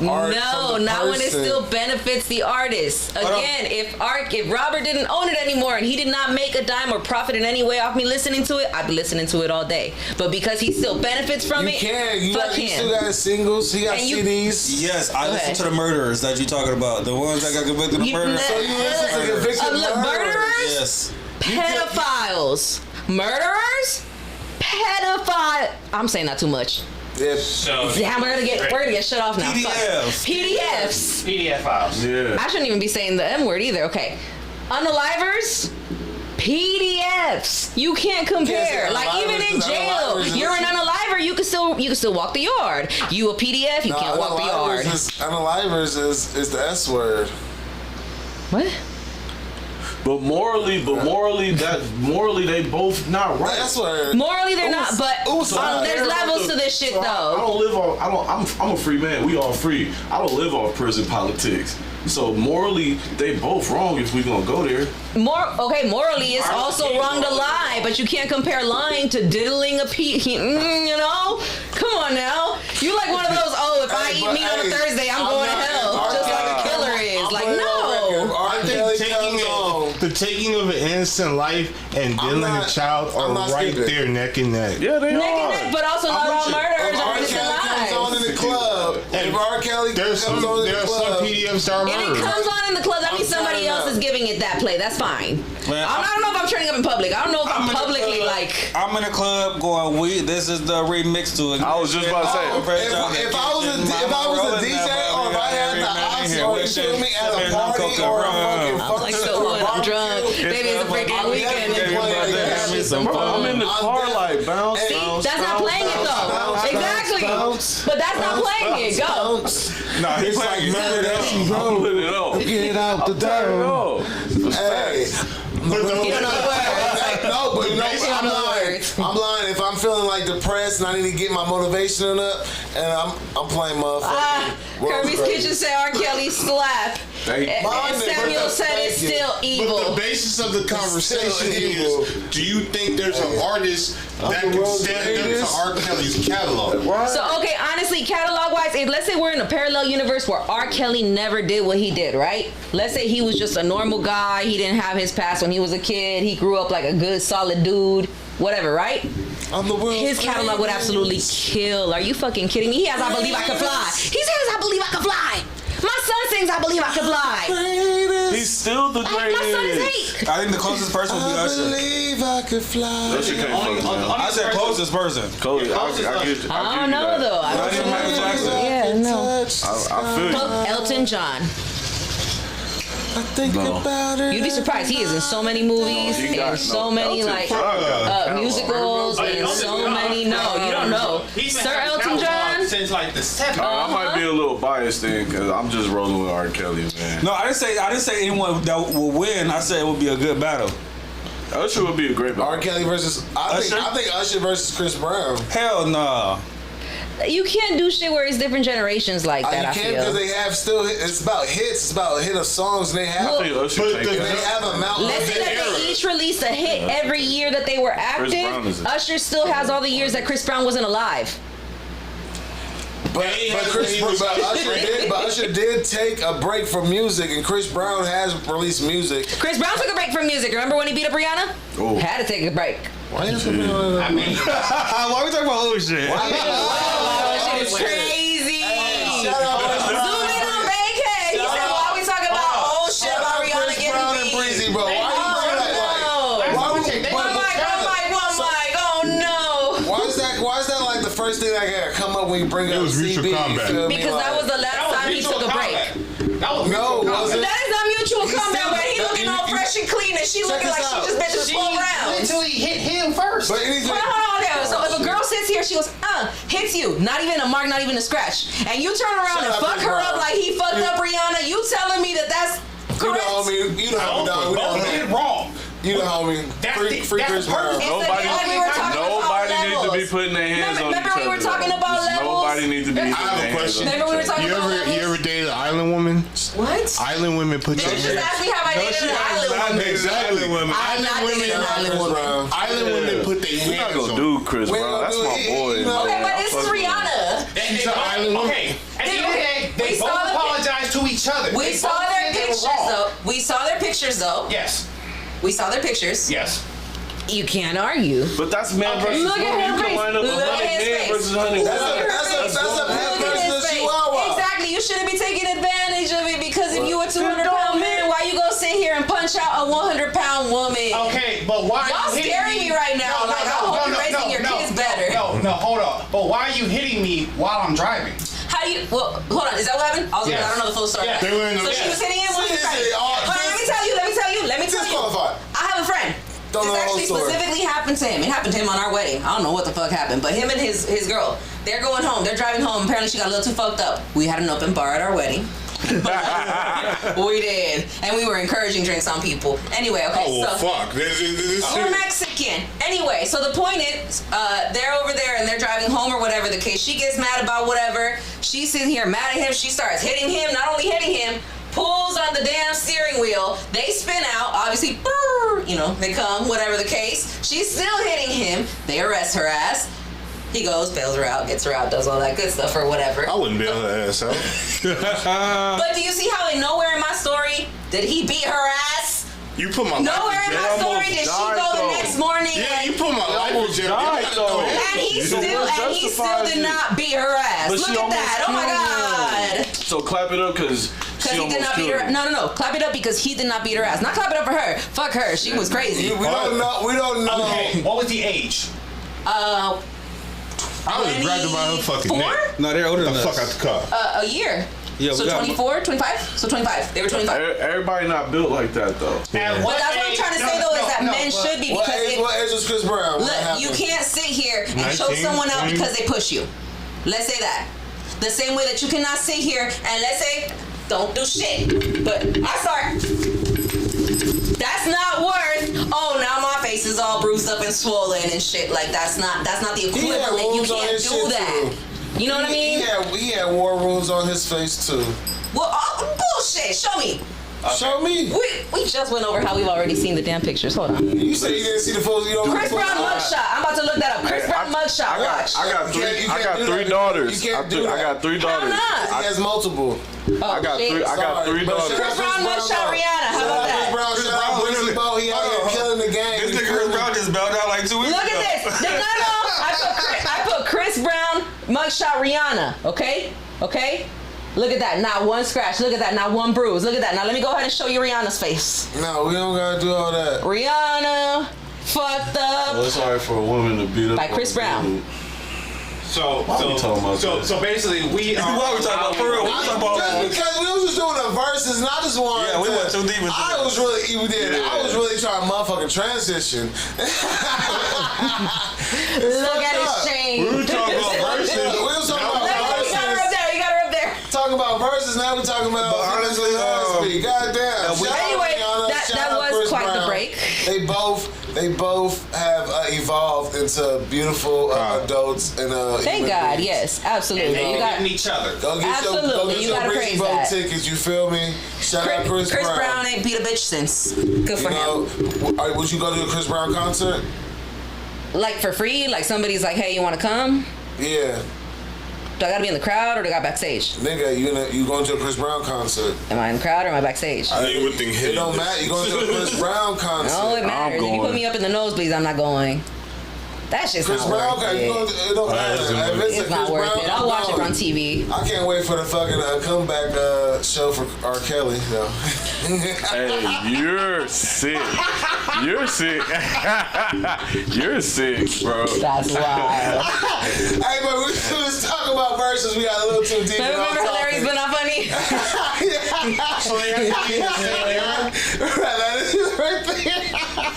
Y'all are wild. R. Kelly and Usher not the Hey, same. that's hilarious but not funny moment. I would say I would like to see a Boom. verse before Usher. I would like to see an Ice Cube DJ Quick versus. That'll be fire. Okay. Cause they both got like hits from like the 80s, 90s on. Yeah, I think his name, the songwriter named Sean Garrett. Is that him? Yeah. Versus The Dream. Sean Garrett did one, didn't he? The I think Dream he will did, win. but I think he did it all. Oh, The Dream Yeah, or he did. T-Pain? The Dream will win. The Dream will win against T-Pain too. No, T-Pain is not winning that. Not like the real. No, he's not. That was real because No, he's I'm not. keep it real. The first verses under that label, that was my cousin and Boy Wonder. I don't know if you remember that, but Hit Boy and Boy Wonder did the first one. The one also, and when it started off on the live, just give me a and second. they was going back and forth, bro. And then it went from that to the whole we in the venue. Yeah, before that it was producers actually saying, it look was at the hits that I produced, and then it went from the producers to making it about the artists. But at first it was initially about the producers and the work that they put in. Facts, bro. Cause I was there. I was in the live behind Hit Boy. Like, oh, I know what you gonna play next. Ooh, I can't wait to hear this. You know what I'm saying? Like. But yeah, that shit crazy. Crazy, bro. It started. Niggas I remember that shit. That nigga bring that back though, but I did like it over IG Live. You know, like I did like that shit over The IG live Live. Version. Yeah, it was fire. That's because it was the pandemic and that shit was the most exciting thing going maybe on. because that's all we had. We didn't have nothing going on. Oh my god. Maybe because It was dope to get those comparisons. It's crazy. I like to watch that one movie, The Death of 2020. I like to watch it every so often just to remember what the fuck was going on at that time. We said no, I don't want to be reminded of that shit. You don't want to be reminded? Well, did you hoard toilet paper? No. No? I didn't do any of that. I was a working stand-up civilian. I clicked unemployment. We didn't say still. We said He did you said I hoard? collected unemployment. We didn't say you still. We said did you hoard? And I got enough. I got enough of it. I didn't hoard though. The crib I was in was straight at the time. That's good. I got fired, lost my photography clients, and had to collect them. I worked for Panera Bread at the time. I thought in the pandemic, I thought you would get more photography clients because everybody got that money. You feel me? And everybody, because all the studios were closed. I remember getting a call like, "True, you right. Studio closed indefinitely." Bro, like I said, I worked for Panera during that time, bro. Bro, I was working 1 day a week. Everything. You could have still collected unemployment. You was making that cheddar process too. Unemployment. Yeah. Oh, see, okay, good. Everybody was collecting unemployment. That's my shit right there. And the whole catch to that was as long as you still working. That was the cool thing though, like, well, even because you got your hours cut, so you could still collect. But that was the cool thing though. I feel like the government was just giving you money to spend time with your family. Like, here's some money. Let's see how well you test out with your family. Like, do you really love your spouse? Well, a lot of people. There was a lot of pandemic babies. It backfired too though, because after that whole situation was over, and then that's when niggas started doing the smash and grabs. And they ain't getting that free money no more. Now we robbing, we back to They were hooked to the luxury, but didn't have the money. Niggas spent all that shit on bullshit. Yeah, people also. Yeah, you know, niggas was in the, you know, that was a surfer. We saw more our people in the designer. Oh yeah, everybody had something new, you know. Crazy whips, and I'm like, damn, I'm just trying to shoot a music video and trying to shoot a little Chrysler 300, bro. Everybody was out here going crazy with that money re-up every other week, I went crazy on Amazon and was buying weed and DoorDash and shit. Like I stayed the fucking home. Yep. That's where Oliver went. We was doing Food. big food. Cause I couldn't do shit. DoorDash got $1 million for me in 2020. I was still Yeah, I was working. DoorDash, Instacart, all that shit. Well, I was working during the pandemic. Yeah. Yeah, I got a job. I mean, I did too, but it was like I said, bro. I worked We were at home. We used to take like Y'all 2 didn't walks want a to day. know what I was seeing on my checks after 2 weeks. I was like, Spend a lot of nigga, time what? with the sun. What is this? Was it big or like little? Bro, 1 day a week. $100 on my check. But then you still got the $1,400. That's the tax. Or what was it, $1,200? It was $1,200. Yeah, but then you still got the $1,200 Yeah, I automatically. did, So it was like you got the $100 check and then you got $1,200 for doing nothing. But it's like, Woohoo! back then, like, I'm better. I manage money better now, 5 years later, than I did then. Of course, I'm a little older, but I was fucking my money off. Like, I invested in myself. I shot me a video. Remember that video I shot with Hit? Did you pull up? No, you didn't invite me. Damn. Man, look at niggas go there. Niggas ain't niggas. That's the truth. Nah, I for sure sent that flyer out For to sure, everybody. nah. I invested in myself. I invested in my career. I bought certain things that I needed for myself. And then after that, it was kind of like, we finna smoke this down. We finna wing stop it out. Yeah, I was essential worker. You can't leave the fucking house. So it's like, what's the worker. I was use? essential worker. Yep. He's essential I worker. was essential worker. And I was looking at him be like, JB, you want to leave in 2-3 hours? still Oh yeah, sure. I'll go home and make beats happily. Happily, thank you. Got some money today and still get to do what you want to do. It's cool. I like to make money, but I love making music more than making money sometimes. Hey, have you heard that story that's going on right now? That artist name of KSO. K-Su? KSO. K-Su. His name K-Su. It's 2 O's. Okay, it's called K-Su. Okay, Yeah. K-Su. His pops snitched on him because he committed a murder. But The thing is, he was sliding because somebody slid on him. His pops and his stepbrother. Is that trial going on right now? Yeah. I did hear. I had my homies in the Xbox party was really talking about that shit today. Yeah, them niggas said his dad testified on him today. Yeah. Damn. Yeah, like and what but happened? K-Su was sliding for his pops. Oh. And his pops hell was a snitch on him. I'm like, dog. Yeah, his dad probably took a plea deal. You know, because, yeah. You get a minimized sentence, you give up the nigga who did it. I was getting all this information from academics, you know. Dad, I love you, but you. Academics is genius at getting the details. So he got like a whole team of Like, researchers. so let me ask you, like, if one of your loved ones that close to you, like your father, or just somebody that close to you that you know, don't have to be like a family, but somebody that close to you, you know, you love, in that situation, and they got shot, and you went to go back and slid on them, and you get caught, and they snitch on you, like, how would you feel? And like, would you forgive them? Would you accept visitations from them? All right, 2 answers. If I initiated this and they didn't be like, JB, I'm fucked up, slide for me, which you know what most family would do. If I just was like, stepped out and like, man, I'm finna crash out for Pops, I'm not that mad because I bought that upon myself. But if the nigga get on the phone and hyping me up, what's that, hype me up? Hype me up. If the nigga get on the phone like, hey, JB, they got us fucked up, bro. Nigga shot me in the hip, shot me in the knee. Woo, I almost died. Hey, I need you, right? Cause now we in conspiracy. Now we plotting. And you and I crash out for you, and you like, yeah. Oh yeah, he did it. I'm about to.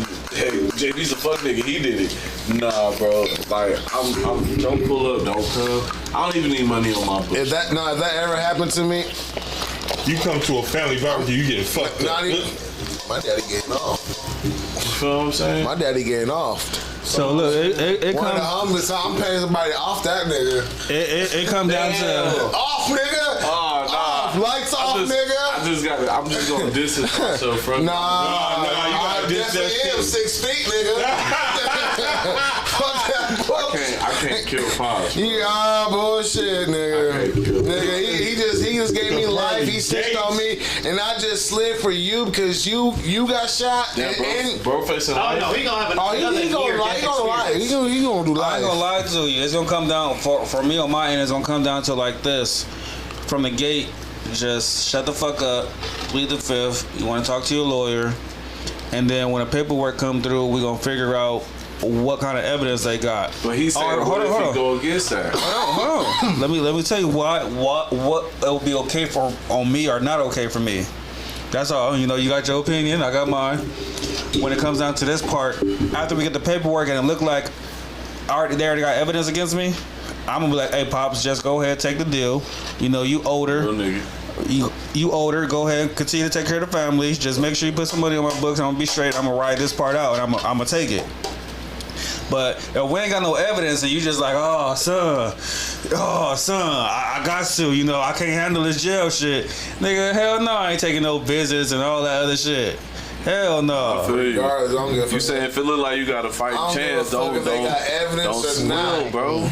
Maybe evidence or not, Pops, you snitching on me, we are not blood no more. Nah, that's why you bro, gotta you look at the can't real be like that. because when you do shit like that, you gotta already be You gotta calculate this acceptable shit already. of the consequences. It's like one I like get you. it's like get nigga, you. I'm willing to go do life behind my family anyways. Facts. But if we can beat this, let's beat it. But if not, nigga, I was already willing to do this anyway. So Handle yourself. I was about to say, I don't think that anybody who goes out here trying to kill somebody goes out there thinking, I'm gonna kill somebody and I'm about to get away with this shit and I'll be 100% free and A-okay at the end of it. They're going, I don't give a fuck. This is something that I would be willing to go to prison for. So, that's just Absolutely should be somebody like, oh yeah, Pops, you know now. You gonna get your pops off this crazy to me. That's crazy to me. Hey, it be like that sometimes. It do be like that. That's why you. Hey, Why you never know how somebody. Why you sitting I feel you. like I'm supposed to bury So you? now the son in jail for life and Pop's dead. Let's set Now all the pillars just fucked over. Well, ain't like he about Let's set a different strategy though. Let's say that the son knew, you know what? I know that my pops is about to die. I already know that he's sick. I already know that he only got a few years left. I want to make sure that he doesn't spend. Nah, man, the pops got popped, so he's sliding for his pops because the pops got popped. Yeah, Pop straight. So you wouldn't go and do all that? Would you? First of all, would you go and slide for your dad? Would you be like, hell fuck that? yeah. Okay, when you do that, are you not already expecting that you might go to jail for the rest of your life? I expect that I might die also. Absolutely. Thank you, and you should expect that you might die also. That's very Allow true. the evidence. You better not pull the trigger. Allow the evidence convict me.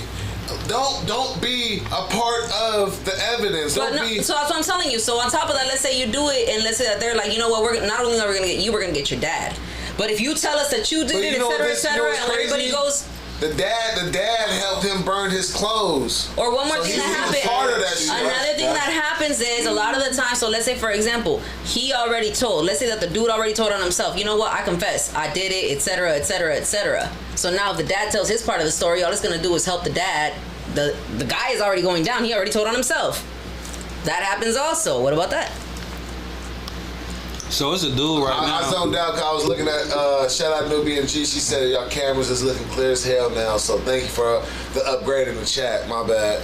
It's a person I actually was locked up with. This boy, you can YouTube him. Y'all can go on YouTube. His story's actually out there. I think he has stories from while he was still in the yard and also right now as of recently because he just got released in like 2-3 years ago.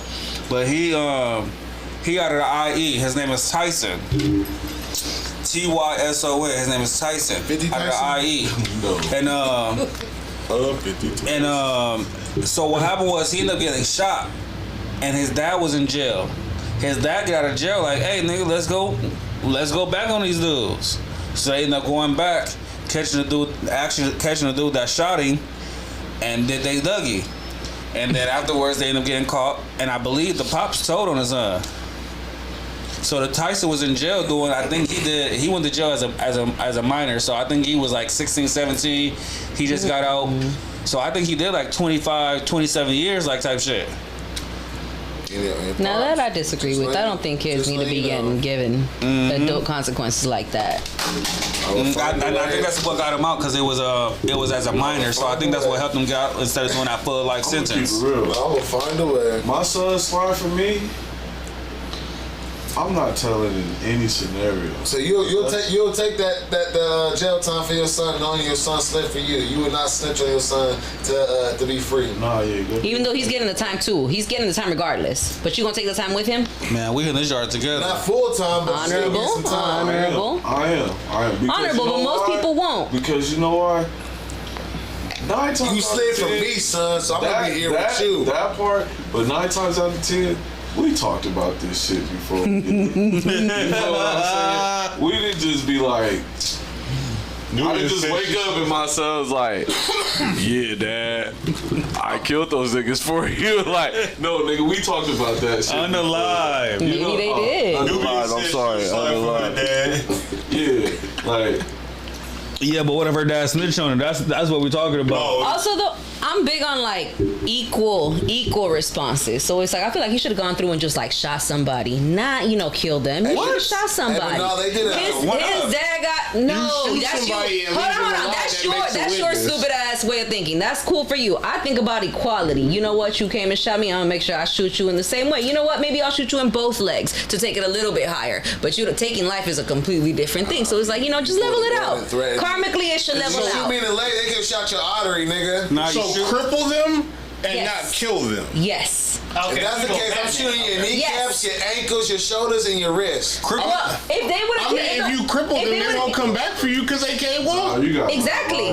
I ain't gonna lie. The nigga trying to kill you because you can't say oh, bro just pulled up and shot at me. Like, no, niggas shoot to unalive. Why was the dude trying to specifically kill this guy's You know dad? what I'm saying? We don't know. I don't know the whole story of I'm that. a double back. I'm just going to finish what you should Street do shit, first. though. But if we talk about K2, more than likely it was some shit where he was outside with his pops and niggas came to shoot at him and his pops got hit. Exactly. That's Yeah, what. they lit up a car. Yeah. Which means really like you put your dad in danger just by being that's next facts. to him. Like you That's true. put his ass in But if danger you by live being in out the here street living that life- life. But that's the thing, he live in the street life. So for example, let's say he goes out and But the lives the pops street know life. he live in the street life, so when he know he his son, he know his life is in danger too. Man. No. So for example, I'm telling you, like, okay, let's say Bankhead, let's say you're living the street life. Right? And we just out here, we potting with you. We're like, hey, straight out the trunk, we're out here potting with you. And they just come up here and they shoot the place up and I die because of your ass, that's still on you. That's your fault. Yeah. Because she not thinking like, Exactly. damn, True. I might get murdered. I mean, alive today because I'm hanging out with Baker. Because 9 times out of 10, Okay, my a bad. lot of the friends of people that's real street niggas not really thinking like that. Most of them thinking, I'm good. This nigga's a whoop-de-whoop. This nigga's straight. But this is his dad. His dad probably thinks he's like the most innocent, you know, like That's this is not my true, child, all That's that. not true. No, some parents do. Some be parents are like that. Some parents do. But Do look, what? Like some parents do be with the shit too.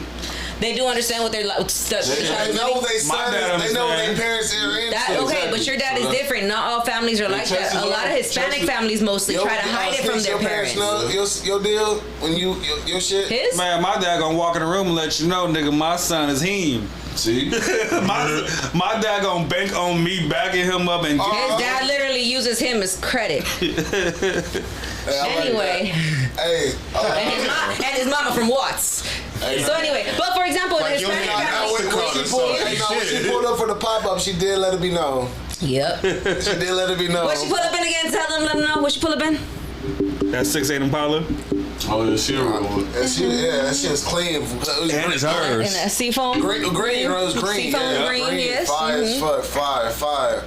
You feel me? She should be here Again. August 9th at the back to school Oh, that'd drive. be She fine. should be here again for that one. Let's do that. Oh, she gonna pull up in the green again? Yeah, because she live right down the street, like probably like 5 minutes away. Easy call. Hey, But again, it's different with Hispanic parents. Hispanic parents don't know what the fuck you're going on. Hispanic mothers will still swear to their death, like, no, my child is innocent. He's a great son. Before they admit that he's a gangbanger. So I feel, but in Hispanic homes, they very much hide it from their parents because of that level of respect, that level of, no, I'm still your child, I'm still your innocent, I'm still your baby, etc., etc. So I see it being possible. That nigga, Queso, he facing 25 life, most likely. Damn. Shout out to him for sliding for Pops, though. Yeah, shout out. Feel me? Everybody slide for their pops. We jumped out this battle very quickly. Like, so for me, I would say I want to see this AD versus Raffy the Plug. I know it sounds very different because you know they from different generations. They like big homie, little homie type shit. You know, when niggas like 5 to 7 years apart, they different generations. You know, so not only are they different generations, but their music is also very different. But they both got the hits to make the crowd say, "Oh, huh?" Yeah, man, let me stop. You said the Raffy got hits. All right, name 3 AD hits. I just know All right, Juice. I know. So when we talking about your fans, when we talk about your fans, what's the songs that they actually like really highly consume is what I mean by hits. Okay. Because this artist is not somebody that's just making music. He actually has a fan base. He actually does the shows. He's actually been on tour in different states, state to state. So you can't say that he's a nobody. I didn't say that. No, you did it. I'm speaking to the general public, not you per se. Okay. You know, I just want it to be known. So this would be a great event. A lot of people know AD and know his name and know I got the juice, but niggas don't realize. I forgot about that song. That song was a banger though. Niggas don't realize the line of music that Raffy the Plug actually has. Like, I'm not talking about just the Stink Team like persona of what Draco did, but this nigga got blues. This nigga got country. This nigga got Old Man Ralphie. I never heard. Like. Yeah, like these not even singles. These are albums. He got a blues album. He got a country album. You feel me? Like he actually has music out there where you can sit here and say, "Oh, let's put these up back to back and see what the crowd say." Never heard that. Never got into Ralphie's music. Fame. We'll talk about that a little later. Yeah, I never got into Ralphie. I'll talk to you about that off camera. I never got into his music like that. You know, like AD. I know if it's a rap battle, AD will win because AD he can rap. He can, like I said before, AD can get in a cipher and go with the best that's in the hip hop game. You know, he's I agree. Before on tracks.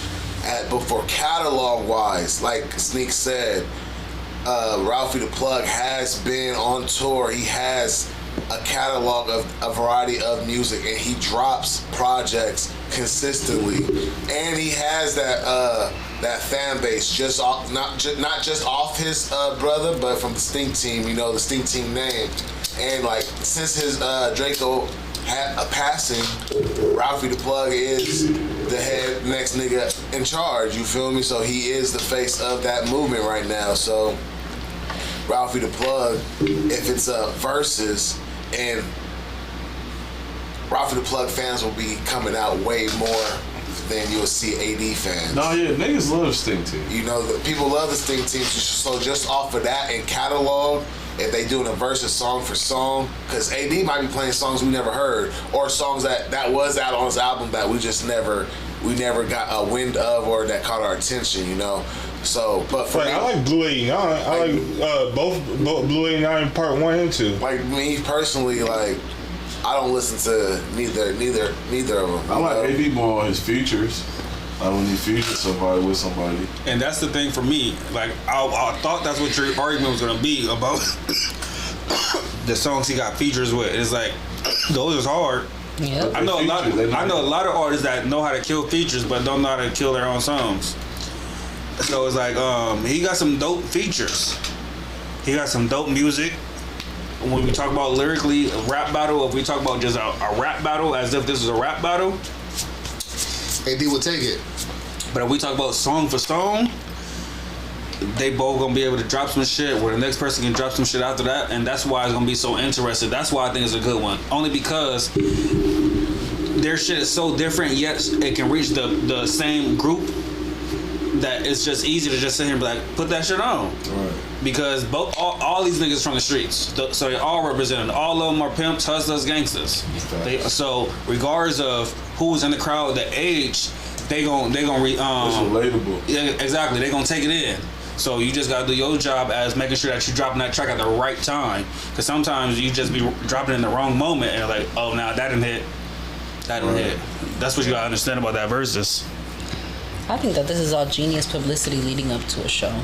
Yeah, but also about AD's mindset, I feel like it's different. He's not even in artist mode like for the last 2-3 years, maybe 4-5. He's in podcast mode. It's a different mindset, you know. Like we know AD as a first off as a rapper, you know. But if you come to a new age in 2025 and you ask who AD is, they gonna say community. They gonna say the podcast. You know, they're not gonna name an album or a song. Or if you're talking to somebody musically, they might say, "Oh, AD, the song person with the song Juice." Then, if that's the case, AD shouldn't have taken that route of doing what he did, because this really popped up based off of who would you replace yourself with on that list that Jean Paul made, and he said, "Oh, easily, I'll take off Ralphie the Plug and I'll put myself up there." You know, you could have. So after you make that statement, you could be like, "But you said that." Yeah. So you could. Wasn't that list based off of lyrical ability? No, the list was. I don't know what the list was based off of. All I know is that he put himself in that position. He could have been on a T-Rail. T-Rail could be like, "Oh, nigga, I'll take off Ralphie the Plug. I know my music, sweep his ass." Ha ha ha. No. I'm just playing. You know, I don't even do the music shit. I wouldn't even be able to do that shit. You know, I wouldn't be able to do that. Because he's not mentally in the music space like you're saying AD isn't. AD is sounding like he's mentally in the music space. So if you're going to speak like you're in the music space, step up. And actually, AD seems like he's willing to do a versus against Ralphie. No, AD's a competitor. Like, just like he takes this music shit as a sport. So if you saying who I'm better than on this motherfucking team to get on the court, I'm better than this nigga, you feel me? That's how I took it as. I don't see him as. Like, I think I'm better than Hooper than him. You know, I didn't see it like it's an all competitive sport. That's how like Kendrick, his mind state is like, this is a sport, you feel me? Like, I might say some crazy shit, you know, but it's a motherfucking sport. I am trying to dunk on you. I am trying to drop 10 threes on your ass right now. All love, aren't you still going out and playing basketball every week? Huh? Aren't you still going out and playing basketball every week? Nah, it's not. You're not? No, it's not. So you wasn't just playing basketball last week? Me personally, I'm hooping. I'm talking. And that's what I'm just talking about as a competitor mind state. Man, do you remember that clip? Listen, a competitor mind state is what the fuck that one dude that no longer plays for the 49ers doing. He's out there still practicing every week, even though there's no team that's picking him up, and he knows he's blackballed. He is still out there, still practicing every time. AD is not out here practicing no more. So he's still doing like practicing his features. We don't know what he's doing. I know he's still in the studio. He just dropped a mixtape with Mark Nasty. He's outside of that, he also doing something with Problem. I know he's really in the studio. Nasty, my guy. I'm just saying it's easy for this consumer that's not listening to AD to say that he's not putting out music because you're not really hearing AD as often as you should. I feel like AD didn't start putting music out again until Pun started challenging him, until they all started talking shit and they were like, AD, you don't do music anymore. That's when he was like, yes, I do. Yes, I do. And that's when he went right back in the studio, because even Mark Nasty is somebody that they got from the chat. So for him to have teamed up with him, that means that this was recent. In the last couple of years, recent. It's just it's a competitive mind state. Like, oh shit, just like, I don't know if y'all remember that clip when Michael Jordan and Magic Johnson seen each other when they got their 75th gold, their 75th NBA jackets, and they seen each other, and when they walked past each other, said, "Let's go right now. We can go right now. I'll lace them up right now." I don't know if y'all remember that clip, but it's just a competitive mind state of like, nigga, okay, I ain't been rapping, you know, but I am a rapper, you know, so. In this competitive sport right here of these artists and the lyric, I'm telling you, I think if somebody could, Rashid, if you go on the John page, or can you when you find it, can you find if it's about the list of Ralphie the Plug in AD, if it's about lyrical ability, you know, because they had I think RJ was on that list too, right? So if it was that same list, and I can agree, like, I ain't gonna say Ralphie the Plug is the most lyrical person out here in LA, you know. He might relate to this generation, you know, but are you gonna call that lyrical ability? Yeah, I'm gonna tell you like what he said. He said lyrical ability and rhythm ability is two separate things. So a lot of people can get on the track and be on point on beat and say some shit, but that doesn't mean that they're actually saying some shit. You know, like where's the metaphors at, the punchline that go with that metaphor? Like, it can't just be some dope words that you put together and lined up and patented it and make it seem like, oh, I'm the lyrical. He's like, no, like, give me a punchline with a metaphor that go for it. And you know, when it comes to the lingo bingo, you know, Sting Team is the home of that. So I can't sit here and say that AD can get it. I think RJ got AD, and I think RJ got easily. That's funny. That brings us into the chat. So shout out to the chat. They said for AD, he's a podcaster now. Way better lane for him. I agree. Shout out to Nubian G. And then Samuel said, yeah, facts. Him and back on Fig. It's just so many artists. AD is doing business to me. Absolutely. I agree. Nubian G said RJ better than all of them damn near lyrically. Yeah, so we're talking about that list. I'm gonna have to bounce back from the subject of Ralphie the Plug and AD and give it to RJ. RJ is literally giving you metaphors, double entendres, triple entendres, and he's doing it at a street level too. Like, he's saying some shit that the streets can relate to while also punching you with the punchlines. And it is got the pigs in the back. That's it's the pork nothing rind. wrong Got with the pigs using. in the back. That's a pork rind. It's nothing wrong with using music and finding a different lane, because how this shit be set up nowadays, that's what niggas want to do anyway. Niggas love making music, but like I was saying earlier, bro, the business is so complex. Oh, go on Instagram. The business is so hard to deal with that artists would rather not do that. And it ain't cause niggas don't. We can't say, bro don't do music no more, he ass. It don't always be that. Some people just don't got the patience or the capacity in their mind, bro, to deal with these labels. It's a lot to deal with, bro. Trust me. I'm fully experiencing it. It's not easy. You really gotta pray up every day, bro. How long you been producing for? I've been producing for 10 years, bro. I've been signed for 1 year. And in this 1 year I've been signed, I'm gonna just keep it G with y'all. I've taken more breaks from music in this 1 year I've been signed than the 10 years I've been making music. It's not because of the creation hard. I can make beats, nigga, with one hand tied behind my back, one eyes closed. It's when it comes down to doing the business side, bro. And it's like, I fuck with the people that gave me a opportunity. I'm not gonna never down talk them. You know what I'm saying? I'm not gonna speak bad upon them. But when you in the business, the label you're assigned to ain't the only label you have to deal with. You do a song with this artist, you gotta deal with their label. You gotta deal with their management. That shit is not always easy. Some of these niggas is hard to deal with, bro. Straight up. And it's doing that over and over and over and over again. You kind of be like, some people, I can see why some people be like, all right, I made X amount from doing music. Now I'm gonna be a podcaster. Now I'm gonna be a gamer. Now I'm gonna stream. Now I'm gonna do this. Now I'm gonna invest. I'm gonna own laundromats. I'm gonna own this. I'm gonna own that. Cause it's a control thing. You in control of that a little more than somebody in control of it. Oh, no, we say you put this out. No, we say you do this. We want you to rap like this. We want you to push these lines. We want you to push this agenda.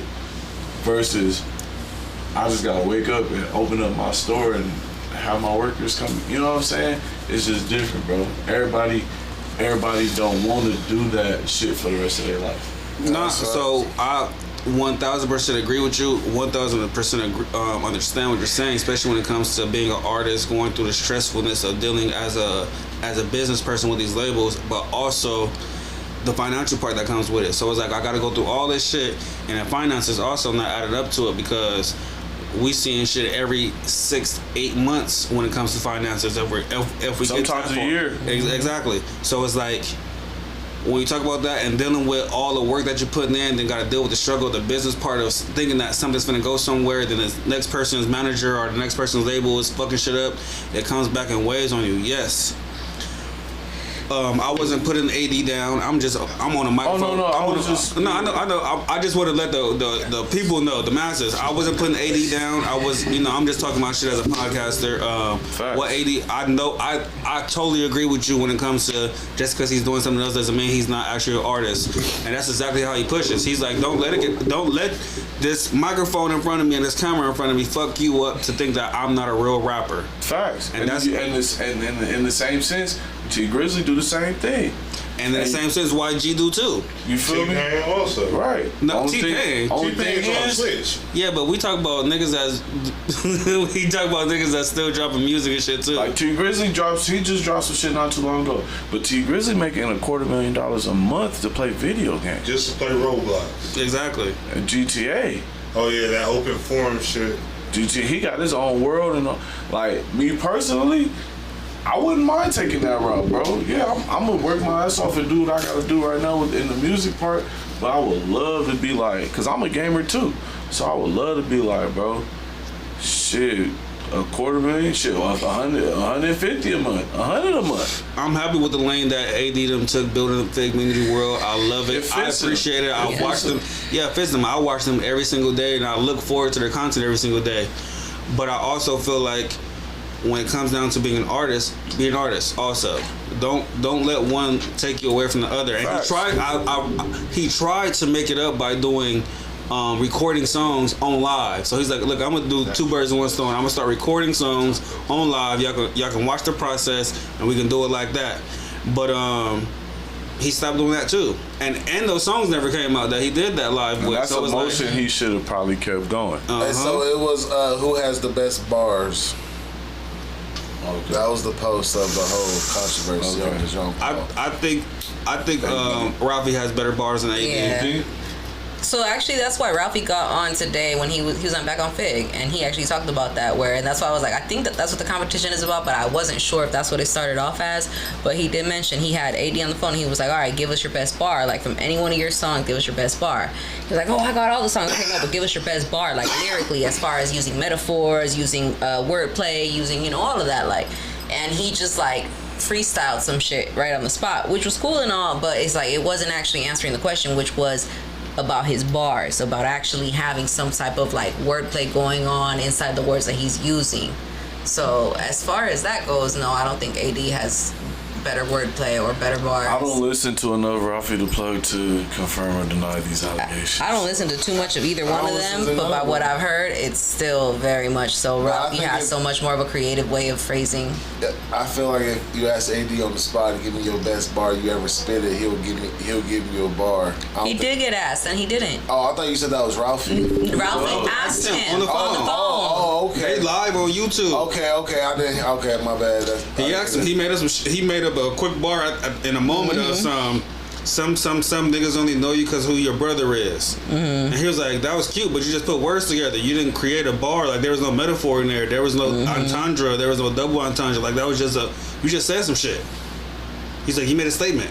Yep. But did Ralphie do one? Did he say something? No, he wasn't asked to. I said, yeah. Because the thing was, since y'all fuck with these niggas so much, all these artists that you talking about, name a dope bar. So the nigga that was saying he was a Blue Bucks Clan fan, he gave him a bar. He said niggas is only around for a year like Jay Cutler. Boom, that's a bar. Okay, well give me a bar from AD. Jay Cutler. Oh, I don't know. And it was like, okay, well, and then there's niggas in the chat giving you different Ralphie the Plug bars. So it's like, just give me a bar. Y'all saying these niggas is hard. Y'all fuck with them. Give me a bar from their song. Yeah. Oh, I don't know, but I do know that the Juice song is hard. Well, give me a bar from it. I don't know nothing outside of I Got the Juice. So that's when they called him. He said, give me a bar. And the bar was a simple bar. So he's like, nigga, like we talk about metaphors. We talk about lyrically, right? We talk about lyrics. That's not a bar. You just gave me a statement. A true statement. It wasn't. He never said it wasn't a true statement. That wasn't the argument. Just because you throw some, that's one thing I don't respect about people. Niggas be in the middle of a fight, like word battle, and niggas would be sitting here talking about something, nigga. Why nigga you look stupid like that with your hair like that? And they come back up with some, oh yeah, but your mama some. It was like that. My mama wasn't the topic. My mama probably do like it, but guess what? You still look stupid, and other people saying you look stupid, regardless of my mama liking it. That wasn't the topic of the conversation.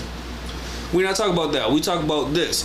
So you gonna either sit here and say, okay, yeah, you right, this shit do look crazy, but I fuck with it. This is my style. This is how I rock it. I like the crazy shit, and you run with it, or you gonna sit here and try to deflate it and put it on something else? And it's like, nigga, that wasn't even the top of the conversation.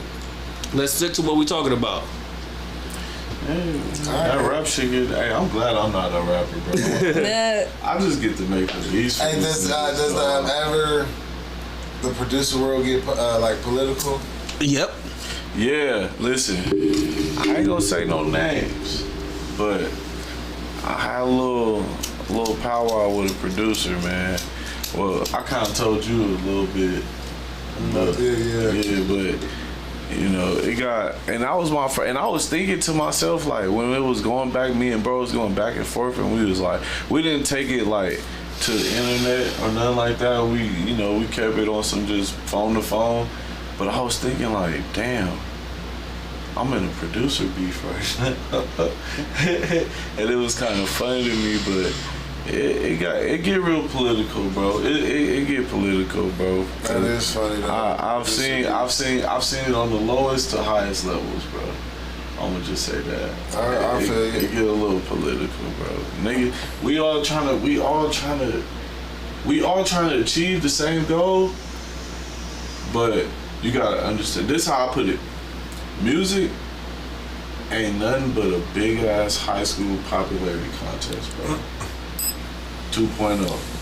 That's funny. We just had We this were just conversation talking this about morning. this earlier. Bro, you know, That's we just funny had as this hell. conversation this Shout out morning. Nubian G. She said, "Hey, Ellie G. Hey, Nubian G." Nigga, this whole everybody in high school wants to be the best dressed. It's all clicked up. You wanna be clicked up. You wanna be, oh, this nigga's running the school. I wanna be with this nigga. This nigga's doing it. This nigga's the best fighter. I wanna fuck with this nigga. Oh, this nigga makes the most money. I wanna fuck with this nigga. Like, this is this, bro. That's so funny. This is the same exact shit, bro. Like, bro, you don't understand how many like big parties I'd have been through, and I'd have been like, nigga, this ain't nothing but nigga from when I was walking high school grounds. Yeah, bro. That's why I stopped going. Niggas just got a little bit more chilly. Nigga, bro, we just had this conversation because we was just like, man, you see it and I hate people that want to gatekeep like shit from people, you know, like gatekeep for what? Like Tell them just because of like why? Because even like you went through it, like even though now you went through it, the doors is open. Keep the doors open. Don't close it just Damn, because. Mr. Krabs, give us the secret formula. Don't close the door goddammit. just because you in now and you feel like you have your privilege now, Right. so, you know, like. And it's like you can't really gatekeep because, bro, if you don't want to do it, if you don't want to put me on, nigga, you might not think it, but it's at least 5 to 10 other niggas that don't mind giving me game. True facts. It's other niggas out here, bro, that'll be like, well, I don't understand how such and such, you so close with such and such, bro. You know. Yeah, Free game, Thank you. Free game. But it be just like her, like. See what I did there? Hey, y'all, I got this for y'all every Monday. Woo woo, right? Free 99. It's other niggas in the industry, bro, that'll really be like, well, see your situation. I've lived this. I've experienced this. We'll see your situation and be like, damn, such and such ain't tell you about this or ain't put you on to this or this and that. Well, shit, I'm not telling you to deviate from, bro, but come over here, man, and fuck with me too, man, and we gonna put you on a little bit more. We gonna teach you a little bit more. I get that. I still get that, bro. 10 years, 11 years in the game. No, those are people you need in your circle, so you can go back to your people at least and go teach them too. Man, That's what I would do as well. Though. we those people. For sure. We those people. We be looking for those type of people. We wished we had those type of people when we first started doing this shit. I would even still take one now because, you know, it's levels to everything. So it's just like certain shit that you still need to learn as you can see the progress. And it's like, we ain't came across that yet. You got niggas that like to fake and act like that they here to help you just to keep that connection. Going, with you. y'all will. It's timing, bro, and it gotta be organic. That's my biggest thing. It gotta be organic, man. We ain't forcing shit in this industry. We podcasting, music, entertainment. Period. This shit ain't no different. This shit gotta happen organically, bro. Ain't no. Man, I'm praying and wishing that a nigga to just hear my shit and this. Man, y'all keep putting y'all shit out. What y'all doing is dope. Oh, you talking about podcasting wise? I'm talking about period. Yeah, period. I'm just talking about. I'm piggybacking off what you just said, bro. Like you said, y'all, you know, niggas be trying to do. Y'all keep going, man. If the niggas that's fake, let them be fake, man. Leave the niggas where they at. Y'all keep doing y'all shit, bro. Just talk about that too. Just Yeah. Cause I remember when this nigga first started off at the Inglewood spot. And it wasn't even on a podcast. It was just on somebody we doing interviews. Yeah. And now it's on some podcasts. And you know, it's only the Most High know where it's gonna go after that. You know what I mean? So just keep working, bro. Y'all niggas doing the groundwork. Y'all doing what y'all do. Y'all making the connections. Y'all got connections. Y'all got niggas pulling up. Look at this board. Nigga, y'all got all type of niggas pulling up. You see that, Bankhead? Nigga just bored. You just heard a nigga tell you from the outside, didn't even know what the conversations we was having today. Nigga, don't worry about nothing. Don't worry about nothing. Good, bro. Man, cause I'm speaking from just real experience. I don't be tripping. I know at some point, like, I be knowing like, damn, niggas kinda underappreciate me. You know what I'm saying? But I also be like, nigga, I'm dope as fuck. I know, exactly. That's real shit. You know what I'm saying? And then I have people that don't know me from a can of paint and be like, just hear 2 beats and be like, fuck, what we doing with JB? Where we going with JB? You know what I'm saying? It's just be like, all right, you gonna meet them type of people that put the battery in your back. And when you do, man, keep them around. That's fine. Use their resources, bro. And while you using their resources, give them what you could give them. Cause everybody don't got everything. Even the ones that may be above you, bro, you can still game them. Facts. You got a lot of game. You feel me? Cause your name is SurfKlubJayB. You part of Surf Club, and that's motherfucking a phenomenal group of gentlemen. You feel me? Nah, facts, bro. And they've been out here doing game out here in the music industry for years for the West Coast. Facts, you bro. know, and like, what have you learned since being on board around them about producing and just this music industry and business wise? Okay, well, one thing I learned is to just never stop, bro. Never give up. Never feel like. One thing, bro, see, like, it's like I said, I always say, bro, it's different being a producer from an artist. People don't care how old a producer is, bro. I used to put a biological clock on myself. I need to be a certain age to get this certain song, to have this certain stature. Nigga, I can have a hit single at 65 years old. The public is not going to care. Cause I am not the one that has to stand up in front of niggas and rap or sing or present this shit, bro. I'm giving you the music that you're putting your life to. So I learned that, bro, and I also learned, bro, one thing I never forget Hit Boy told me, bro. And this for all my producers out there, man. Do not save shit for a nigga, bro, unless they pay, bro. Straight up. When we ain't saying this shit just about money, but as a producer, you'll get into this world, and you'll give somebody a beat. Say, I give bro a beat, and you like, damn, bro, like you don't even know he got this beat, right? And then now I got a session with you, and you pick the same beat. You like, I'm gonna pay, and you drop bread. My duty, I'm calling bro. Hey, bro, that beat gone. Bro bought this beat. You did it. You can't be mad at me. This beat is gone now. We can. Hey, I can find another beat, same tempo, same this, same that. We could put another song. I was in the motherfucking studio recording right now that song, nigga. No, so that's funny that you just said that, because it's a situation that RJ just went viral about, because he just had the situation with Larry J. So where he said, nigga, I had an idea. I came to you, told you my idea. We created the beat, and then you went and gave the beat to somebody else. And Larry J told him, like, nigga, you said that you wanted this differently, this differently, this differently, so I felt like you didn't like the beat. And yes, I gave it to somebody else. I've been in that situation myself too. And I end up selling the beat to the lowest bidder, because everybody else was kind of like, well, can we? And this and that. And it's like, that's fine, we could do that. I'm gonna reconstruct the beat how you asking me to, especially if we right then and there. But if this nigga like, man, I'm gonna pay for this exactly how it is, that's less stress on me. I'm taking that, bro. And we gonna run with it. And that beat that I'm talking about actually ended up going viral, bro. The NBA ended up picking it up. That's fine. And they got picked up, yeah, and it was on like the top 10 crossovers and shit, bro. Like, it was crazy. All right, your shit, you gotta get your shit in 2K since you be on the fucking 2K. That's my next shit, man. I'm praying, bro. Most high willing, man. Are you signed to a label, or are you signed to a distribution team, or like a production team? So I'm signed to Surf Club Inc., right? But we got a JV, joint venture, through Empire.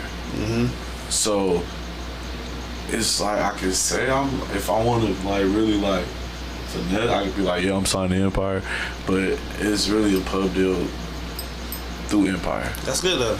You know what I'm saying? No, that's big, man. No, that's even lovelier, because Empire has a major roster with so many artists that you can get through the door with, while also not being stuck underneath that label. Like, that's a great. Bro, let me tell you something. How I even got signed is because of a song that I did in Empire's camp last year. A song called Guardian Angel by Babyface Ray. I produced that shit by myself, bro. And it was like this. Everybody went to this camp for different reasons, right? My reason was to put myself on their radar. Because they was on some shit. I'm gonna be real with y'all. They was on some shit like, who is JB? And I'm like, you like, nigga, how dare you, nigga? Like, what? Who is JB? They're like, dog, we not paying for his flight ticket. We not paying for this. Shout out to my nigga David Strauss, man. If you see this Davis, man, you a real nigga, bro. This nigga had a ticket for a flight. That nigga voided his ticket, and he said, no, we need JB at this camp. And me and him drove 6 hours from LA up to the Bay. And shout out, I love that type of people right there. And he made sure I got there, bro. He made sure nobody else was gonna void their ticket. Everybody else flew. Everybody else got there how they got there. Me and bro drove for 6 hours. I asked him if he wanted me to drive. He like, nah. Ooh, I was smoking weed at the time. So I just kept rolling up. 6 hour drive, man. Give my boy contact. And he was not tripping, bro. He even bought his own studio setup for the hotel room. You know what I'm saying? Put his car down on the hotel room. And that's love, dog. I end up, so that alone made me be like, nigga, I'm finna go hard. Like, that alone, bro, the battery going back to the battery in the back, bro, he put that battery in my back. He like, nah, nigga, like, well, he didn't say nigga, he a white man, but he was like, we need you here. You know what I'm saying? And I'm like, all right, for sure. I appreciate niggas like you. I'm not gonna let you down. And bro, my biggest song came out of that camp. You know what I'm saying? And then they ended up signing me a couple months later. Well, that's big. Shout out Empire. Shout out, what's his name, David? David Strauss. Davis and SurfKlub. So SurfKlub, shout out Empire. Even a couple little execs up there, they was like, you know, you look like Hit Boy Woo, so I gotta do the whole, that's my first cousin. Mm-hmm. His uncle was my dad in Troop. They like, oh yeah. And one dude was even like, man, we've been trying to buy Troop's catalog for years. And I'm like, hey man, look, I ain't got nothing to do with that. I'm trying to get some. What's up with that? I'm trying to build my own catalog. Yeah, so, it was a good experience, bro. February 2024 was a good experience for me, man. And I'm glad I did it.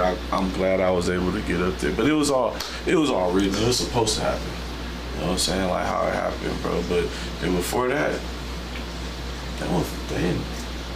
I wasn't nobody to them, bro. I hear you. They wanted you. I feel that. I made niggas want me. No cap, bro. That whole camp, niggas did 98 songs in a week, bro. That's fine. It was only 3 songs that came out, and I got 2 of them out of the 3 songs that came out. That's respect. You know what I'm saying? Hey, put that battery in your back and get that shit. You feel me? Man, come on, man. Hey, what you working on right now? So JB out here recording now. You recording now? Yeah, bro. I found my voice. Are you rapping? No, I'm singing. What? I'm doing R&B shit.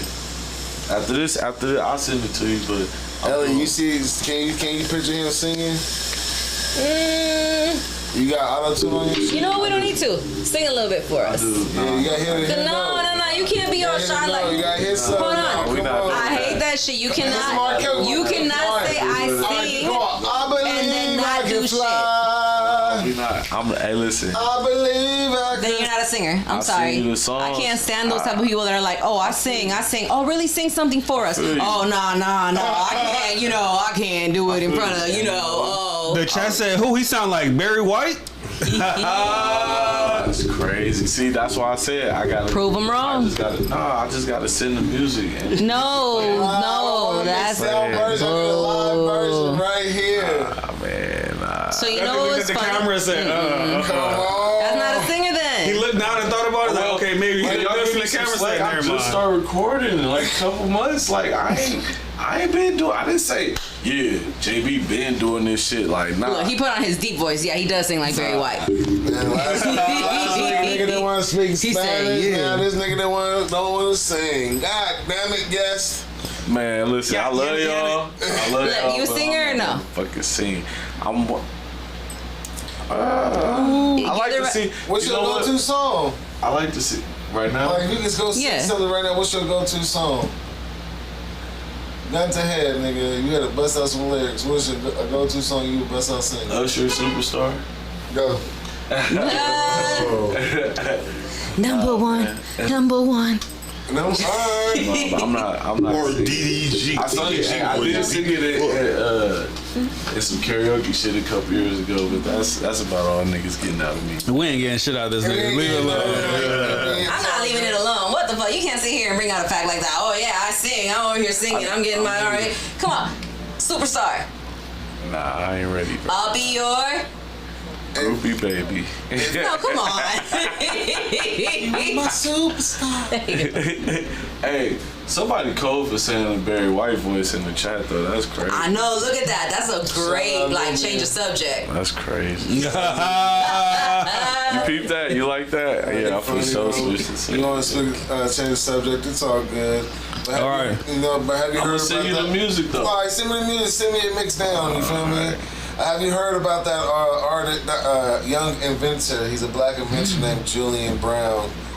He turns plastic into gasoline. I heard about that. You feel me? He's gone missing. You kind of look like if you had dreads, if you had his dreads on. You feel me? That's how he'll look. Julian Brown. That's how he'll look. Yeah, that's what crazy. Julian Brown look like. So if you had dreads, You know what's crazy? Like, so we live in Orange County. So, you know, obviously any like non-colored person will think that everybody looks alike. So he's gotten Jamie Foxx. Stop. He's gotten, no, it does not. He's gotten LeBron James. Stop. Twice. Stop. I see Frank Gore. I guess. That. What else did you get? Football. Kid Cudi. What? Nah. Yeah, that's what I said. But this was from a dude that's from like overseas. He's like a Middle Eastern. He's like, Kid Cudi. I'm like, hell no. Kid Cudi's worldwide. You know how Kid Cudi. That's what I'm saying. Like, I could understand the Jamie Foxx, and then like the dude that called me LeBron James, he's like a little kid, you know. So Both it was are like little kids. Oh, what's that nigga name from The Asian The lady? Wire? He passed away. Michael what? Was it the McDonald's lady? yeah, She said that? Damn. Jamie From Foxx. The Wire. No, not Jamie Foxx. He was Omar. Yeah, she said you heard Jamie Foxx. What's his name from Omar What? from The Wire? What was his name? I don't remember. Dad, what's his name? He's Omar is the. Is he the Michael what? Is he the one that's from like the British dude? He had the scar between his eyes. Oh, the one that was running around killing everybody who was gay. He passed away recently. I mean, he was Somebody, GPS. hacked his drugs. Michael K. Williams. He just passed away too? Yeah, he passed away of a drug overdose. Yeah, Was somebody- he in like The Walking Dead? He had fentanyl in the system, I believe. There we go. Yeah, Omar Little. That's crazy. The Wire. I remember that. You kind of look like him in a way. Hell no. He died stupid as fuck. That's bro. so fucked up. Everybody just find whoever the fuck they I want. don't look You nothing see like that nigga. You see how everybody just compares him to whoever the fuck they want. They're like, you know what? This is the black person that I know. I think he looks like them. We don't have the same eyes. We don't have the same cheeks. We don't have the same jaw. You look tired. We don't have the nigga. same skin complexion. Lies, y'all. Like you are crazy. Y'all know, alright, since we on that subject, funniest shit ever. Because a lot of times, even before I started growing my hair out, I got Future a lot, right? Because the nose and the eyes. And So listen, I see that. so I'm real good. I'm good friends with Joe Moses, right? And I don't know if y'all know, but Joe Moses and Future are really cool. Yeah. All right, so we at Childish recording studio. That's where we used to work out of. You know, that's where I used to work out of. This the time Future was like 2 albums ago. Future in there recording heavy. And I remember Future, Joe Moses, and everybody standing in a circle, and I came up and I said, what's up to Joe? And Joe was like, hey, JB, this Future, type shit, introduced us. And I shook his hand, and Future looked at me like, Nigga, I fucked your mama. that nigga looked at me like, nigga, You look like you kinda my gave me a seed. look like, and I was looking at that nigga too though. That's what's so funny. I was looking at this nigga like, That nigga's looking at him like, Future, my daddy fucked your mama. bro. I don't know if I see it, man. I see it. I can see it. I don't know if I see it, but then I was like, I can see a little bit where motherfuckers talking about like right here and shit, but that shit was like the funniest If shit. he was like bro. skinny, yeah, for sure. That shit, what you trying to say on fat, bro? Yeah, you look like the chubby brother. Yeah. Like the bigger brother. So what you? You look like the little brother that's bigger than the big brother. You feel me? That shit fine though.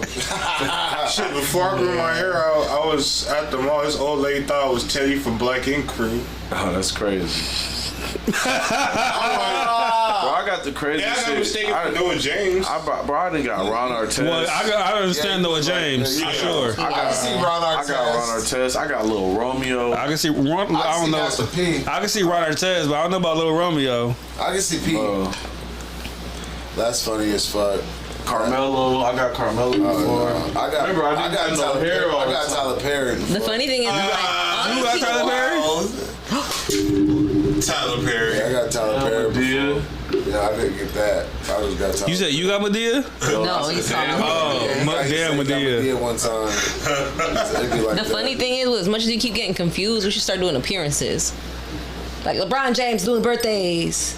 Man, he gonna come out there. 2 feet shorter than LeBron. It's okay. These are all Mexican kids.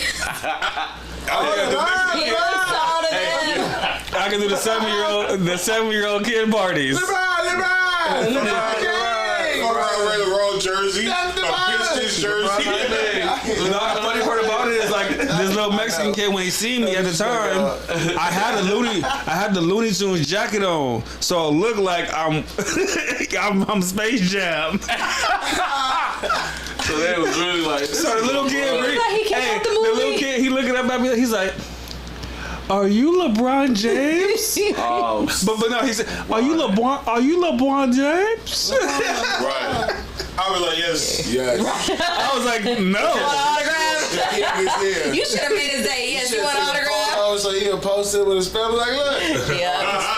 That shit was hilarious. Until he gets older and he's like, look, I have pictures of LeBron James. Who the fuck is that nigga next to me?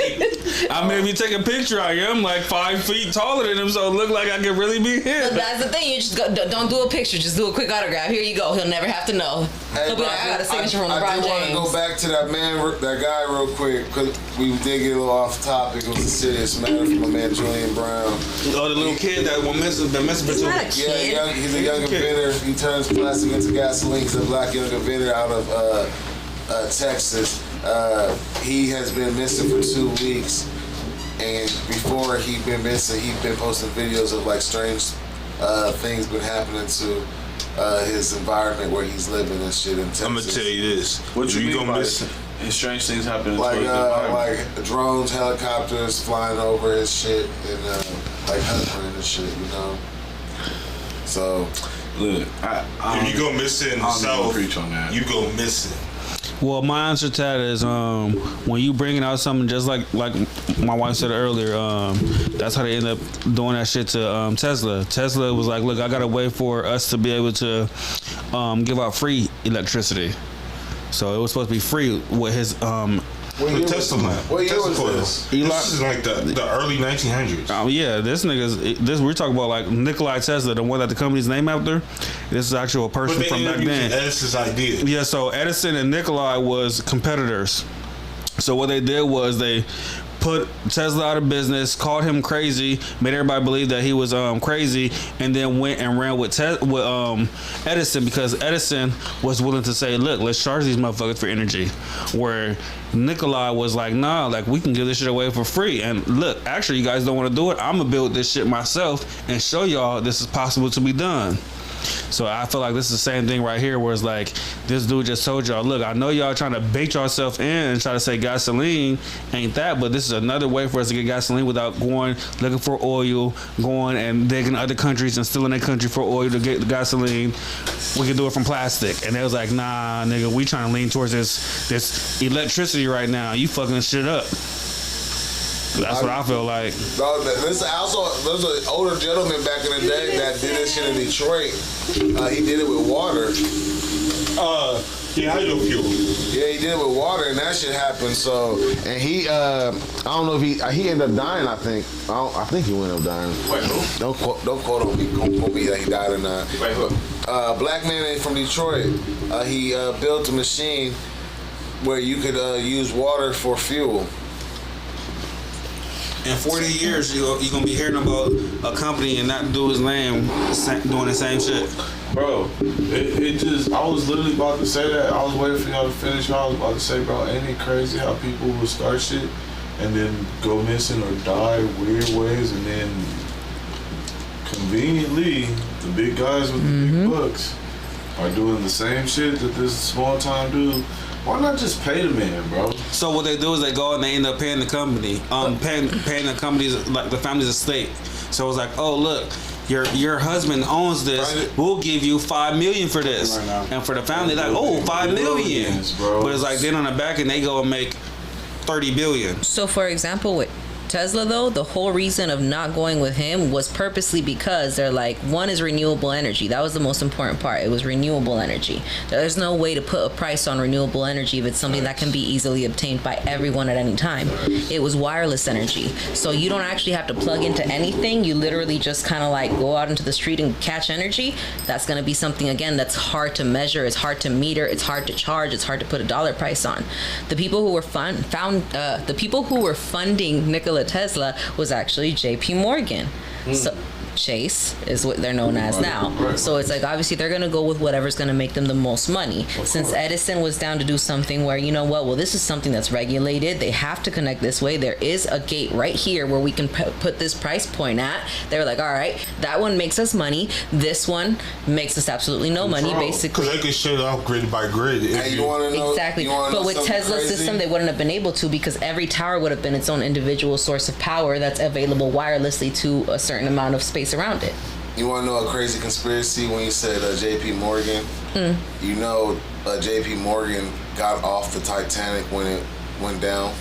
It was supposed to. Word, is that true? I believe so. I did remember something about him. He was supposed to be. A lot of people that own like the banks right now, because a lot of shit was going on back in the day around that time, and like JP Morgan, some other these bank people that own these banks that control our ecosystem, basically, they fucking got off the Titanic, and people that was trying to go against state policies and all that was stayed on the Titanic, and they passed away.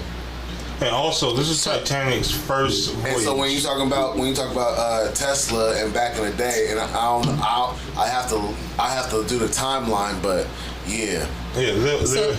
Go ahead. Yeah, Nikola Tesla. Oh yeah, I'm talking about the nigga in Detroit. All the niggas, they're around in the 20s and 30s. Because we didn't have like actual electricity until like maybe 1925.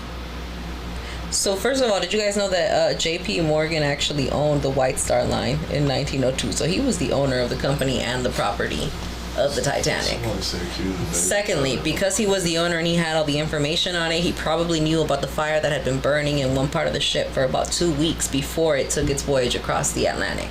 So he knew, you know what, this is actually kind of damaged. It might not make it. Let me make sure I don't take that risk.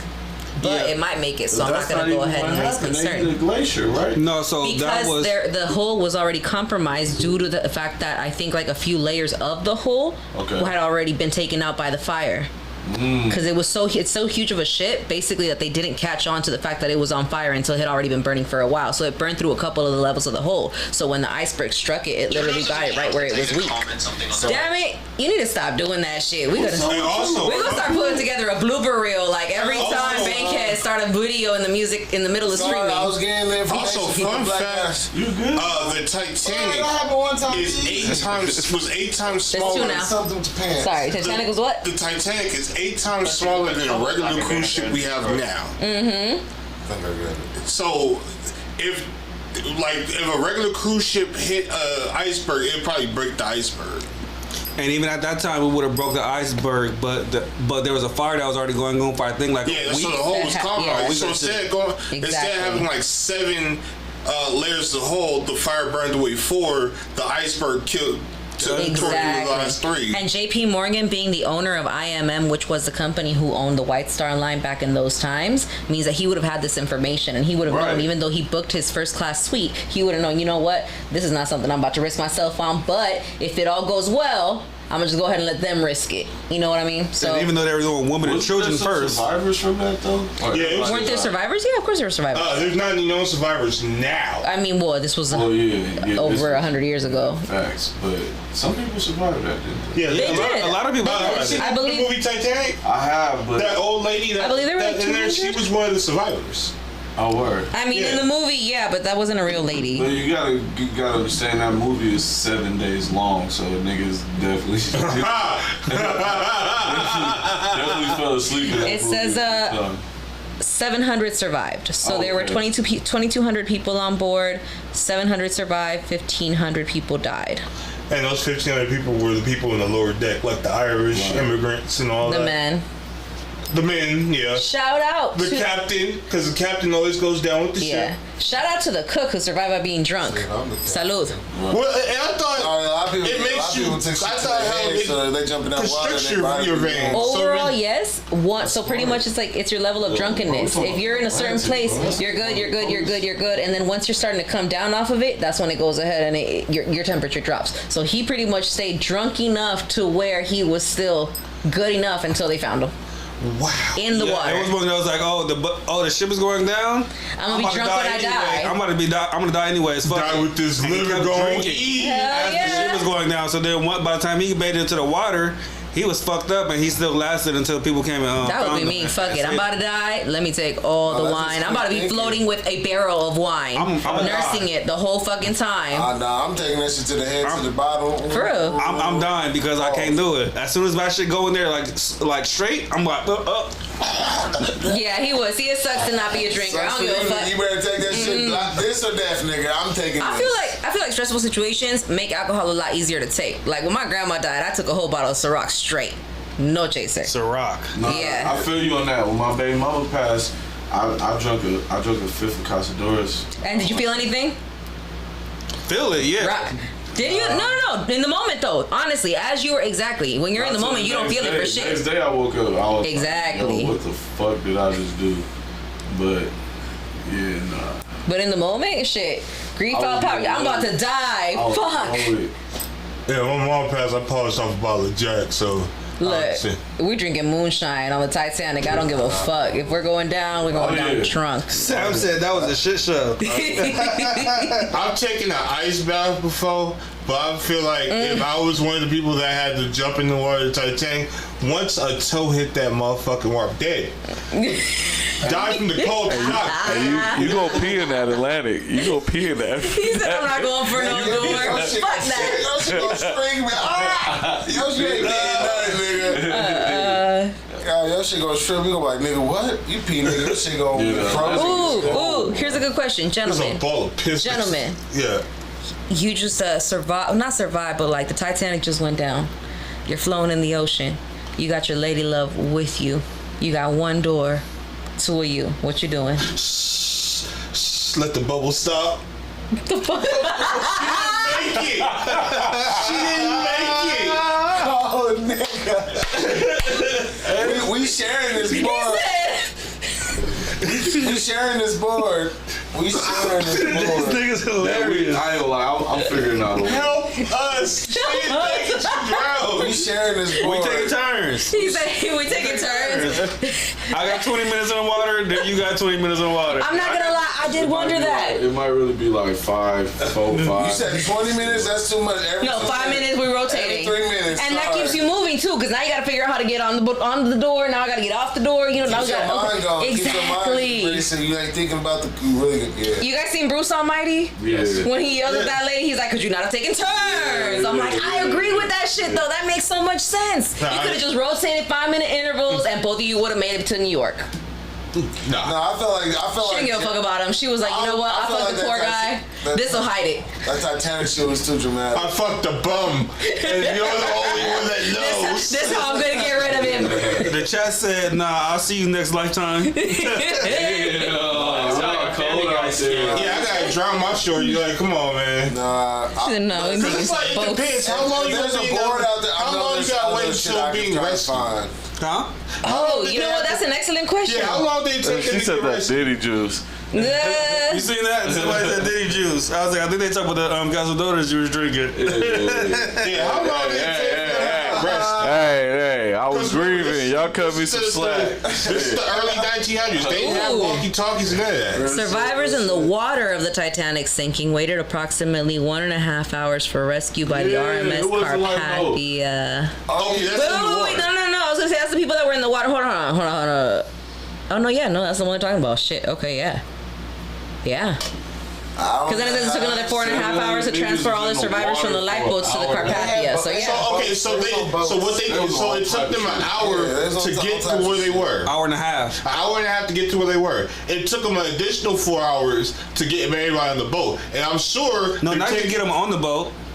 It took them 4 hours to get back to... From the lifeboat to the Carpathia. Okay, so they're going... So it took them an hour and a half to get to these people. Once they got to them, it took them 4.5 hours to get them back to a ship. Okay, so they're going after the lifeboats first.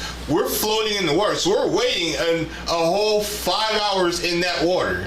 I'm drowning that bitch, and I'm going on this door. Hey, but no. You say you drowned in the movie, she did she even?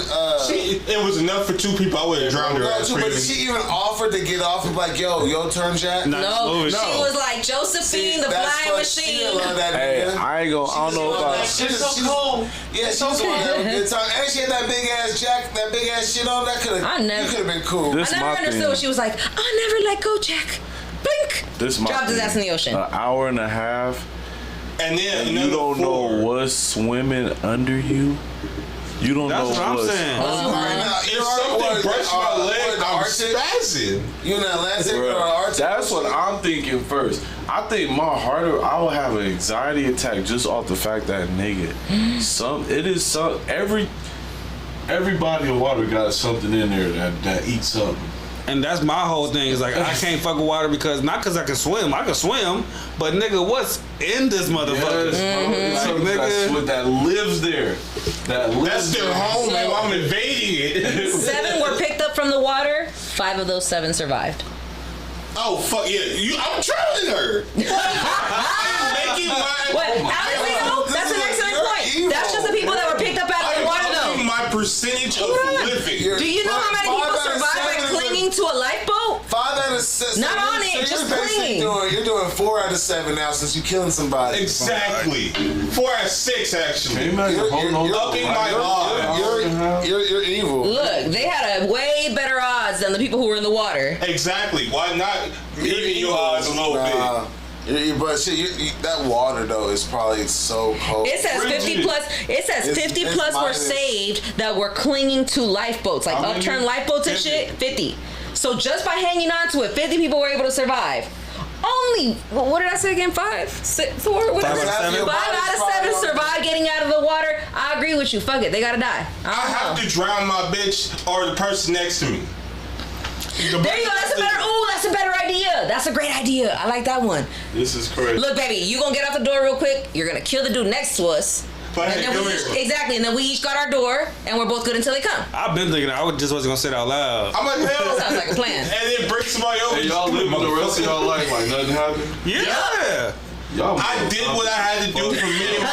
Y'all fucked up. Hey, this that Bonnie and Clyde thing over here. That's crazy. Nah, man. Hey, listen. Nah, I'm not. If I have to kill somebody to survive, I will. Exactly. But you're not. You're gonna be like, you know what? I'm gonna go ahead and die for you. If we have an opportunity to work together to both survive, man, fuck working together. Let's do that. See, I'm not just. We gonna work together by killing this nigga and taking his door, so we both got a door. I'm with you. I'm standing with you right now, baby. Man, y'all some foofer ass. Come on. Y'all can say that all you want, but no, I don't think. So I bet when the airplane is going down, you help people with their oxygen mask before you put yours on. No, that's different. Cause that bitch dropped right here. It's I said, hey, my nigga, your shit not tight enough. You better put that shit on. But after that, hey. Which one? Y'all ain't trying to survive. I don't know. I think like we might try. We might try to be like, hey, look. You the type of nigga that's gonna be in the water talking with some. I guess it's my time. Nah, I just don't want to be a year later waking up like. Nigga, you gonna be waking up a year later even if you do survive. You might as well. Come on. Hey, although he makes a good point. I don't know. Think about it like this though. You got a lady love, right? Yeah. Okay. Think about it like like this. You want her to die? You want her to die? Or you want passenger number 546 to die? 546 gotta see Jesus. Lady Love to die. No, 546 to die. Of course, I want the other motherfuckers to go before me and Shorty for sure. Then I don't see your point here. So you're really gonna be like, you know what, baby? You got the kids. I'ma just die for this white man right here that's floating on this other door. Look, let me help you. Let me help you out. Let me help you out. Nah, man. No, look, let me help y'all out. No, you put it in perspective for you to win. God's apostles, most of the motherfuckers was murderers.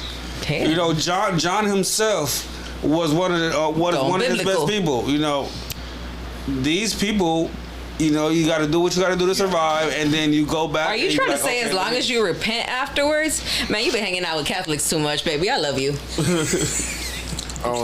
Man, God gonna understand. That's not Catholic shit. As long as you go to confession afterwards. I'm gonna confess to God. God gonna understand. Listen, because in a sense, as long as you not repeat, like doing it over and over again, you got it good. Oh my God, that's that Catholic loophole right there. Wait, so realistically then, hold on. So you and your lady lover in the water. I'm setting the scene. You and your lady lover in the water. You both tried to get on the door. You sink if you both get on it. Okay, you know what? You get on it. Yeah, I want you to be able to feel your. What's that over there? Yeah. See, that's why I'm not finna just go be like. There is a frail old man on another door. He looked like he already half dead. I'm not finna just pull up to a nigga and be like, bam. Yeah, no one will notice. So what are you doing? I challenge you for your door. Hey, old timer, let me talk to you real quick. Nigga, they gonna be like, So what are you doing then? Because you say what you're not doing, but what are you doing then? You swimming over somebody. Somebody's dying. Who is it? Wait, hold on. Is there a possibility that they find the body? I mean, yes, with all the other dead, drowned bodies of the Titanic. What the fuck? Exactly. He went down with the ship. But I'm gonna be the nigga they're scared of in the town because it'll be like, we seen him. Who saw you? It's you and your lady love. Okay, Exactly. It's just Jack and Rose out here. Time out. So Everybody else is dead. are we trying to get one? You know what? Oh, here's an alternative. Moral alternative. You wait until the old dude who already got a door dies. You go take his door. So you let nature take his course. So you know what? You can rotate 5 minutes at a time until the next person dies, and it's like, all right, he's dead. Take his ass off. No, I'm gonna take that one. I'm not just like, so you do with corpse robbing. Yeah, you can't do nothing. You can't do nothing. That's like being in the army and taking ammo off of a dead nigga. Like, I hope you a donor. You a donor, right? Your license, you a donor, right? No. Right? Hell no. With all this grave robbing shit, you a donor, right? We ain't gonna talk about all that. Niggas can't get my organs. Niggas is already making plans. But you gotta take their door. Oh yeah. So if it's a door, I'm definitely killing. I'm putting that over. I was like, Over a door. Definitely. what you doing? Carla's on the door. If it's a door, I'm definitely killing somebody. But if it's a boat I need to get on with other people, I don't know if I'll do it. I'm flipping niggas off. I don't know if they'll allow me on because they might try to put me on and kill me because I just killed somebody. Yeah, no, I'm not kicking nobody off that got to the boat before me. That's different. If you got a whole ass upturned boat, you know what? Fuck it, we're all gonna grab onto this shit. Even if I gotta grab onto the person who's floating because he's grabbing onto that or whatever the fuck. Okay, we're all gonna float in some way, right? Plus, we're all huddling. It's probably gonna help us out a little bit. But we're talking about there's no lifeboat. No lifeboat. We just got doors. Yeah. Carla's on a door. I'm putting that old man in the chokehold because I'm not freezing. The door, I'll be on the back. The back gonna have a little water on the front. We gonna. I'm a float. You feel me? No. That's not how it works. That's not how it works. Boy, as long as you get on the back, her ass is sinking. Up until her waist, she in water. That's what I'm saying. Once you put some water on it, though, everything gonna go in the water. No, we gonna hold on for dear life. We gonna balance. I'm just not like. Plus, how tall are both of you again? Wait. How are you doing it? What's the right way of doing it? How about this? Oh, you know what I'll do? I'll use the door like one of the motherfucking pool floaties that that help you swim and shit. You know they give you that like. Where are you swimming? Huh? Why are you swimming? If you start kicking, these sharks gonna get you. We don't Not just that, you might start kicking the wrong direction and not the boat. You're not even going towards the direction where the boat's coming from. Why didn't they use the bodies? You trying to like use wrestle up like 5 bodies that got a life raft on, like got the life thingies on That's them? just disgusting. You're sick. Are you kidding me? So that's okay. So it's sicker to wrestle up 5 floating bodies and float on them than it is to sit here and kill somebody for their door? Hold on, now that's some shit you gonna be waking up from the middle of the night after you survive. No, because you didn't kill nobody. I didn't have to kill nobody for a door. I just had to float on some dead bitches for a little bit. And Okay, what sounds better when you tell somebody this? Oh, I killed an old person who was... Listen. Hold on, what sounds better? I killed an old person on the brink of death already to take his floating door to save me and my loved one. I killed an old man for his door. Or I made a raft of all the dead niggas that already drowned and floated my way to safety. Yes. If they drown, know how you make a raft? They're drowned. No. They're dead. Yeah, but because they got the life vest on, they float. So I mean, theoretically, you could just take all their life vests and form a raft from that. But we don't got the time. So for right now, I'm just gonna gather up all the dead bitches that are floating, and make a raft, and make a raft so that I can float on them. They're gonna lock your ass up when they find you. We're More talking than about. they would if I killed one of them. We're talking about it's an dead bodies that ain't been dead, but probably out. No. But they're frozen.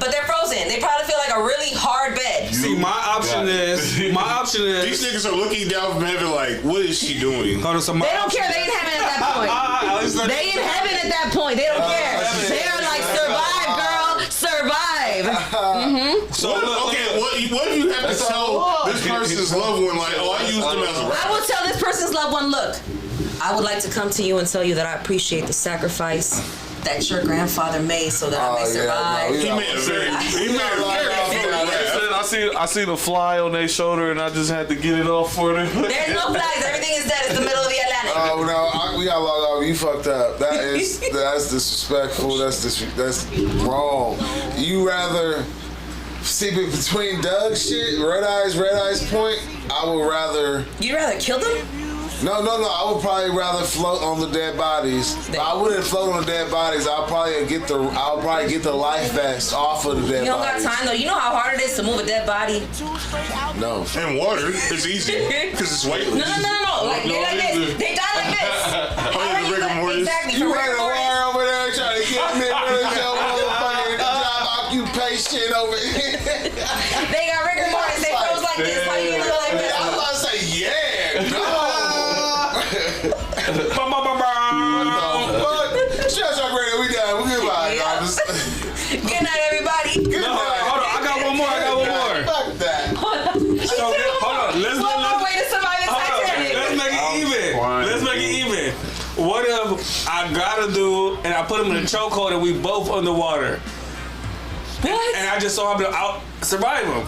Good night. Hold on. Because that gives us both. You have to survive. That gives us both a surviving chance. What if I run out of breath before him?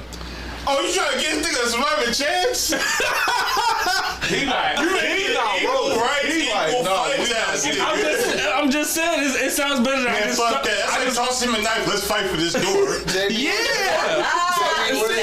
But you're going It's down gonna be a fair fight. Right. That means it's okay. Somebody's going down. I'm good. That's fine. I'm gonna slide you a gun. We go duel it down Hey, for look. this door. I understand if it was. I It must suck understand. to be young girls. Like, y'all are not willing to fight for, die for, do all this shit for Hey, your girls. That's fucked up. I might chop the back of an old nigga neck for my girl. Shit. That's true. You just say.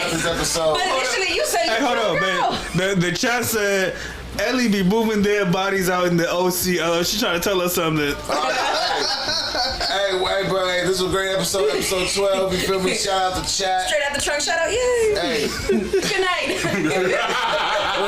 real shit. Shout out to chat though. You feel me? Chat. We went up today. Shout out Movie and G. Shout out Sam. Shout out Dubs. Chat. You know, special guests have been here. Special guests on the spotlight of the night. JB. You feel me? SurfKlubJayB. Tell them where they get your socials, how they get contact you for some beats and all that. Don't hit me up for no. Nah, I'm just playing. You can mainly reach me on IG, SurfKlubJayB with an underscore. That's club with a K, JAYB underscore. Or you can hit me up on TikTok, spelled the same way without the underscore at the end. No big ass dancing. No, I'm definitely not dancing. I'm Singing? using my TikTok for my content, sir. Are you using your TikTok for your singing career? We ain't heard it. I actually got a snippet of my song on my TikTok. Oh, let's see it. Let's play it. Play it right now. Let's see it. Niggas gonna need It don't count if he's not singing it. it. Do count. It's me. No, it don't. We need You gotta be able to don't sing it count. live. All right, y'all gonna listen? Yeah, put on the microphone. This is my- Know that you gon' ride with me. It's automatic, your body language. You ain't really gotta say. If I see your big ass oil down in my fucking music video, nigga. Whoa! Pause, everybody. Is this auto-tune? Is this auto-tune? Is this A auto-tune? little bit. It ain't a lot. Is this auto-tune and you calling yourself a singer? Wait, what do you mean? Oh, that was just All right, T-Pain. All right, little dirt. Hey, listen, but it's not like flooded. That's most of that's my natural voice. It's a little auto tune, but most of that's my natural Hey, voice. but I'm impressed. I'm Hey, surprised. listen, the nigga that signed me, I played for him, and he was like, I'm impressed. "It's you," and I was like, "Yeah, it's me." He was That's what I'm like. he was like, Yeah. I think you should keep doing that more. So fuck what y'all gotta say. Y'all. Me, baby.